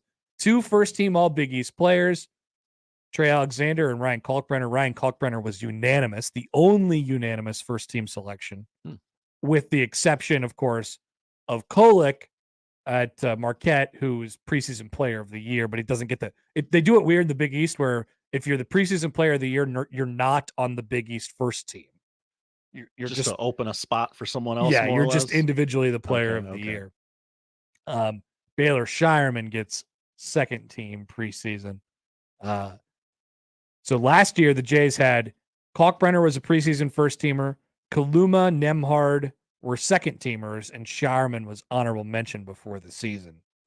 Outside of that, this is the most stacked year in terms of all conference preseason guys before the season starts. Creighton has 3 and 2 first teamers. Think about that. 2 out of the 5 first team spots both go to Creighton Blue Jays. Hell yeah. It's very weird every time I think about it. But yeah, we talked about them yesterday quite a bit. They're going to be pretty good. Elsewhere, in other press releases, I got this from the Big Ten Network this morning. They sent it out. The B1G. They have things they are proud of. Okay. We wondered out loud how many people would watch the Nebraska-Wisconsin volleyball match on Saturday night outside of the 9,000 that were packed in the Devaney Center and that were extremely loud and were wearing cowboy hats. Saturday night's 5-set match between Nebraska and Wisconsin delivered 612,000 viewers, the most watched regular season volleyball broadcast across any network, and the most watched volleyball broadcast in Big Ten Network history. The previous record was also delivered by Nebraska and Wisconsin on the BTN. 587,000 viewers tuned in on November 25th of last year. I believe that was the regular season finale. And volleyball viewership overall is up this year. I would assume that is aided by a couple big pops from Nebraska this year, of course, with Volleyball Day and then this. So once again, the most watched regular season volleyball match ever. The most watched, Right. the most watched regular season volleyball broadcast across any network, and the most watched volleyball broadcast in Big Ten Network history. And we also have this. This is not in press release form, but the TV ratings for the college football weekend got those. Got our filthy little hands on those. And I look for Nebraska, and I realized that Nebraska Northwestern at 2:30 on BTN on Saturday only delivered an audience of 560,000. If you're aware, Josh, 560,000 is less than 612,000, which is what the volleyball thing did. Interesting. And that has to be the first time in history that's ever happened. They played on the same day, and Nebraska volleyball outdrew Nebraska football on television. I mean, that's a crazy thing to think about. I don't think we're making a big enough deal about this. Yeah. We should be going wall to wall with this. I mean, there's not a whole lot to talk about, but it's a crazy statistic.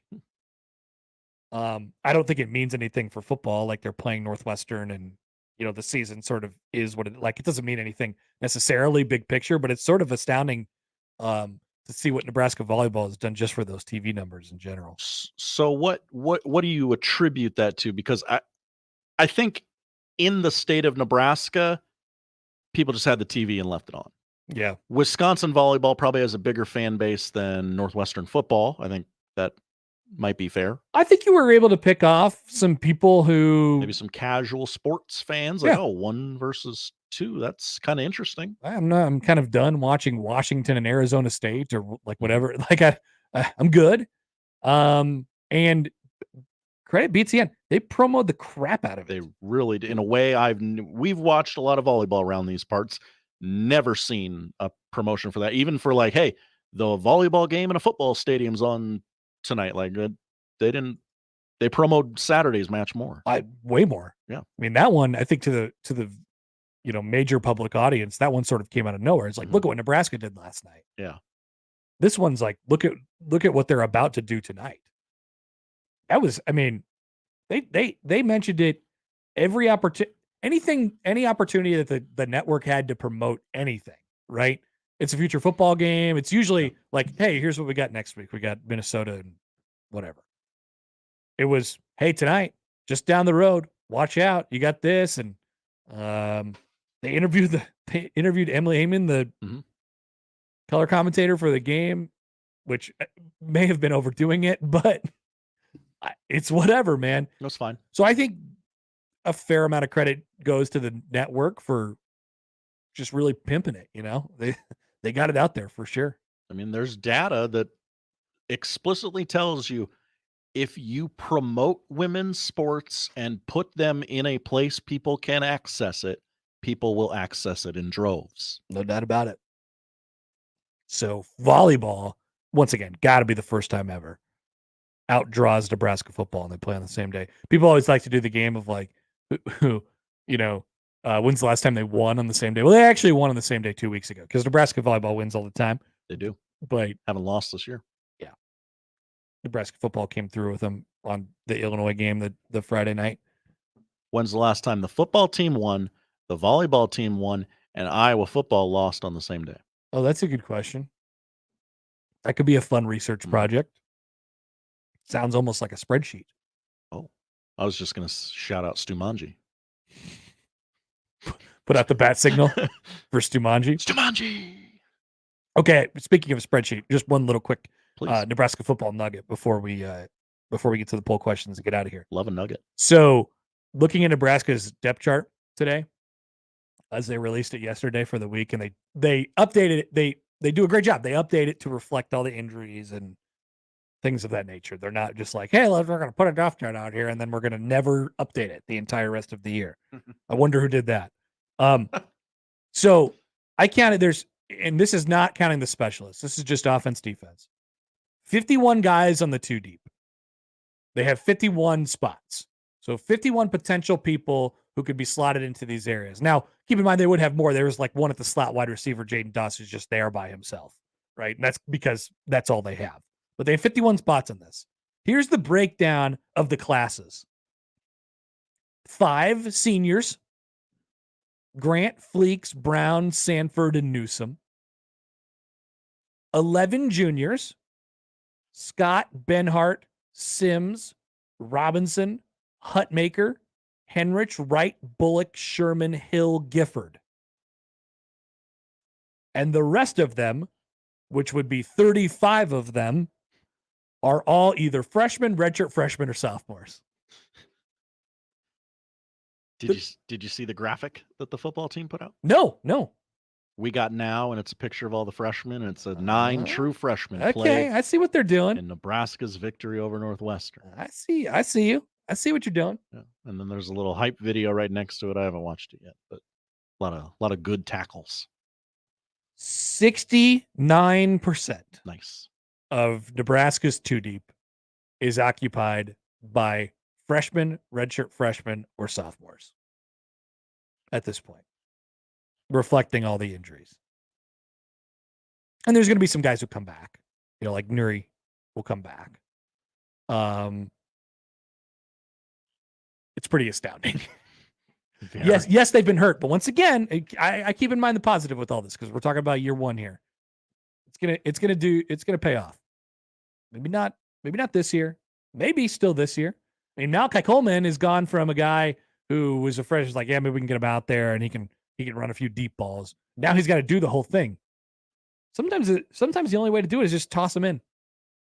Yeah, here you go. I talk about this with coaches all the time. Like, they have a trust problem a lot of the times, and they're like, man, I can't, like, you haven't done it, so I can't put you out there, right? That's what coaches say all the time. But Nebraska's hand is forced. They have to do this. Rule said yesterday, we won't play the clip because we don't have any time, but he was like, we did this at Temple and Baylor. This is year 1 at Temple and Baylor, but it's different for different reasons because we already had half the season and we played a bunch of old guys, and now they're all hurt, like 10 of them. So it's you may get like I said, I don't want to make light of anybody getting hurt ever, but like you may get the Hannah Montana, the best of both worlds, Josh. I see what you did there. I flex my Taylor Swift knowledge, and you come right back with I got Miley you. Cyrus. I got you with the Hannah Montana. Poll questions tell you what to watch next on 1620 The Zone. Previously on Unsportsmanlike Conduct. Yes, by theory, it's a lesser version of the NFL because it's the same sport, not played by as good of athletes. But it's got its own vibe, as Nick would call it, its own feel, its own pulse, its own pace. And those are the things I think get lost if we just pare it down to helmet games. Unsportsmanlike Conduct with John Bishop and Josh Peterson. Weekdays 2 to 6 on 1620 The Zone. Your Omaha area forecast presented by Bellevue Berry and Pumpkin Ranch from the KETV Newswatch 7 Weather Center on 1620 The Zone. Windy and warm Tuesday afternoon with increasing clouds late. Expect a chance for isolated showers and non-severe storms, especially after 5 p.m. High today in Omaha of 78 degrees with southerly gusts up to 30 miles an hour. Staying breezy and mild tonight, mostly cloudy, a low of 59, a 40% chance of spotty showers and storms. I'm meteorologist Caitlin Harvey with KETV Newswatch 7. It's Halloween at Genesis Health Clubs. Join with no enrollment fee, no contract, and save 31% per month every month. It may be the spookiest time of the year, but starting a new fitness routine doesn't have to be scary. Genesis Health Clubs has top-of-the-line equipment and the absolute best personal trainers, tennis professionals, and group fitness instructors to help keep you motivated and headed towards your fitness goals. Plus, relax in luxury afterwards with saunas, steam rooms, and fluffy towel service. Whatever your fitness needs, Genesis is here to help every step of the way, and there's nothing scary about that. This Halloween, join Genesis Health Clubs with no enrollment fee, no contract, and save 31% per month every single month. But hurry, this offer will end before you have a chance to count your Halloween candy. It ends on Halloween and won't extend. Come to Genesis and get in the best shape of your life so you can handle anything those zombies, werewolves, and vampires throw at you. Plus, get your New Year's resolutions checked off with time to spare. Join Genesis Health Clubs with no enrollment fee, no contract, and save 31% per month every single month. No matter how dark it gets, there's always a sunrise, a warm bed, a warm meal, and hope. Sienna Francis House serves hope to those experiencing homelessness and addiction. Every day, we provide more than 1,000 meals and serve nearly 500 guests in our emergency shelter, Miracles Recovery Program, and supportive housing apartments, and help our guests navigate a path to permanent housing. Learn more at siennafrancis.org. The Chase Ink Business Premier Card is made for people who make things happen, like me. I'm Sam, founder and CEO of Manifest, a product design company that makes everyday products designed smarter. I get 2.5% cash back on purchases of $5,000 or more, plus unlimited 2% cash back on all other purchases, which helps us make more smart ideas into a brilliant reality. The Ink Business Premier Card. Learn more at chase.com/business premier. Chase for business. Make more of what's yours. Real business owner compensated for their participation. Account subject to credit approval. Restrictions and limitations apply. Cards are issued by JP Chase Bank, any member FDIC. Here's today's Husker Max Practice Report, brought to you by Tickets for Less on 1180 and 1620 The Zone. Husker football picked up a massive win over the weekend against Northwestern, but head coach Matt Rule says it came at a great cost. A couple injury updates. We're a pretty beat-up team right now. Ethan Piper is done for the year. He'll have knee surgery. Turner Corcoran is done for the year. He'll have foot surgery. Nuri's in surgery right now. Nuri will be out for probably 1 to 2 weeks. So we'll have to have some guys step up. So with that, Billy Kemp will be out multiple weeks with an MCL sprain. Tom will be day by day. So we're not, Tommy Hill's kind of superhuman healing powers. I'm sure Tommy will be back. Probably be at practice tomorrow, but he'll be day to day. For The Zone, I'm Matt McMaster. The Husker Max Practice Report, brought to you by Tickets for Less on 1180 and 1620 The Zone. Attention all Nebraska Huskers football fans. Get ready for an electrifying season of college football with Tickets for Less. Experience the thrill of the game and witness the power of a new era under our exciting new head coach. And here's the best part. Use promo code THEZONE to score incredible savings on your Husker tickets from Tickets for Less. Whether you're cheering from the stands at Memorial or plan to catch a game on the road, Tickets for Less has the seats you need. Don't miss out on this opportunity to be part of the Huskers journey. Visit ticketsforless.com and use promo code THEZONE today. The Chase Ink Business Premier Card is made for people who make things happen, like me. I'm Sam, founder and CEO of Manifest, a product design company that makes everyday products designed smarter. I get 2.5% cash back on purchases of $5,000 or more, plus unlimited 2% cash back on all other purchases, which helps us make more smart ideas into a brilliant reality. The Ink Business Premier Card. Learn more at chase.com/business premier. Chase for business. Make more of what's yours. Real business owner compensated for their participation. Account subject to credit approval. Restrictions and limitations apply. Cards are issued by JP Chase Bank, any member FDIC. The Zone Hotline is powered by 42 Degrees, The Source, by your mom's house, The brand new Dollar General Distribution Center in Blair is now hiring. Starting wage is up to $22 per hour with benefits including medical, dental, vision, 401k, and a $2,000 sign-on bonus. Apply today by texting DG Warehouse to 25000 or online at dollargeneral.com/careers. Again, apply today by texting DG Warehouse to 25000 or online at dollargeneral.com/careers. Dollar General can't wait to have you become a team member at their brand new distribution center.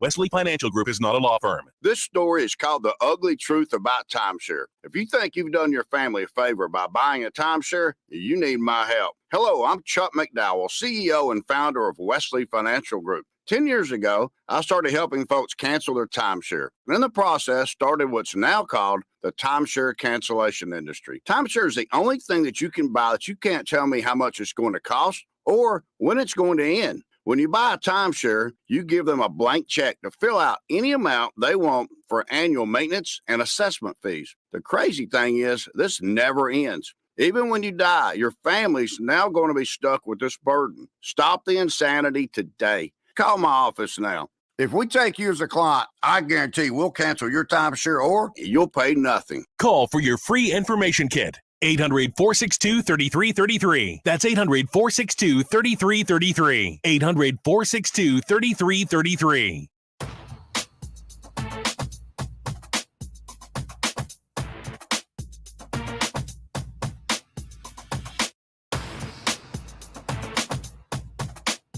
More questions at Happer Show on the JTech Construction Zone Twitter feed. We've been light this week, Josh. We gotta start being funny again. So much sports. Well, we did get Allan's take that Wendy's near the Nashville airport is good, and my declaration that I'm a Panthers fan. Yeah, it was a very newsy show today. But three poll questions today. Yeah. We begin with: is Lord in a position to buy the Kansas City Royals? Couldn't possibly be. No, not at all. 62% agree. No, she's not. Do people think about the things they can do with watermelon? Certainly not in the end of October. I don't think people do. I think they need to think about it more. 71% say no. And finally, did you ever watch D'Angelo Williams and think, this is awesome? I like that one. I like that one low key. The numbers bear that out, but I don't recall ever going, really? This is awesome. You never watched D'Angelo Williams? Like, wow, look at him. Look at him run around. Look at him go. Look at him. No. I had to tweet that one at Sipple. I bet he liked it because he likes a good running back. 56% say no, but it's still early. Very early. You can flip that one, voters. Vote at Happer Show. Josh, what are we watching tonight? We're going to watch Game 7 of the NLCS 7 o'clock start on TBS. Diamondbacks at the Phillies. Brandon Pfaadt becomes the 7th rookie to start a Game 7 in the wild card era. So Connor, you got yesterday's Game 7 wrong, but I think we're all better for it. What do you think tonight? Philly. It's a gut thing. Give me them snakes. Snakes up. We'll also watch some college football tonight. New Mexico State at Louisiana Tech. 6 o'clock start on CBS Sports Network. Liberty at Western Kentucky. 6:30 on ESPNU. Connor and the rest of you sports fans, the NBA starts tonight. Lakers at the Nuggets. It'll be banner night. It'll be ring night in the Mile High City. 6:30 start on TNT. When the ball gets tipped up and the play officially starts, LeBron James will become the league's oldest player. Wow. Congrats, LeBron. Congratulations, Udonis Haslem, on retiring. Giving LeBron James years of cover. So here's what's going on the internet right now about LeBron. So LeBron has this thing, and I've told you about this. I think it was off air before. I saw it this weekend. So LeBron does this thing every week where on Sunday mornings, he wakes up and he pulls out his phone and he talks about the NFL for like 15 minutes. He's like, it's going to be a great NFL day. And so this past weekend, he gives like all of his picks for the games. And, I think he thinks he's doing something that we appreciate, but we don't care at all about his NFL picks. So this week it was National Tight Ends Day. It was. And he had his camera put up in front of him, and he was very clearly looking at a screen off to his right. And he was like, National Tight Ends Day. I love George Kittle, Travis Kelce, TJ Hawkinson, Ronnie, work that prompter faster. Darren Waller. And he named like 5. Yeah, there's a whole bunch of those guys. He just named tight ends for like 75 seconds. And he was clearly just reading off of a list. He Googled best tight ends in NFL because somebody found the list that he went to and he named all the 4 and then he skipped one. And the one that he skipped was Pat Fryermuth. He didn't know how to say Fryermuth. He didn't want to say Pat Fryermuth. And so he just skipped it entirely. He goes, yeah, Darren Waller. That guy is so unintentionally funny.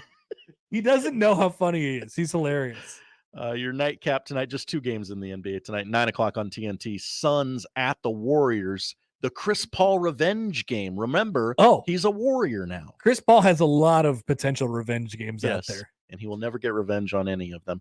All 32 teams in action in the NHL tonight. They're doing what is called the Frozen Frenzy on ESPN2 at 7:00. It is whip around coverage. It'll be, I believe, what they're trying to do is like a red zone style broadcast. It's going to be like 3 hours of just whipping around every game in the league. ESPN has a triple header beginning at 5:00. Maple Leafs Capitals, 7:30 Bruins Blackhawks, and then at 10:00 #Josh time, Flyers against the Golden Knights. And then finally on Prime, Connor, a documentary getting to the real issues. Hot Potato, the story of the Wiggles. The documentary reveals how Anthony Field, Murray Cook, Greg Page, and Jeff Fatt, a.k.a. the Wiggles, became an unlikely children's music phenomenon. All right. It appears to be 1 part. That's good. Thank you, Josh. Thank you, Connor. I'm going to go with Game 7 myself, but Sure. you do whatever floats your boat. You do you. If you miss anything, 1620thezone.com is where you can find it. The crossover is next. Live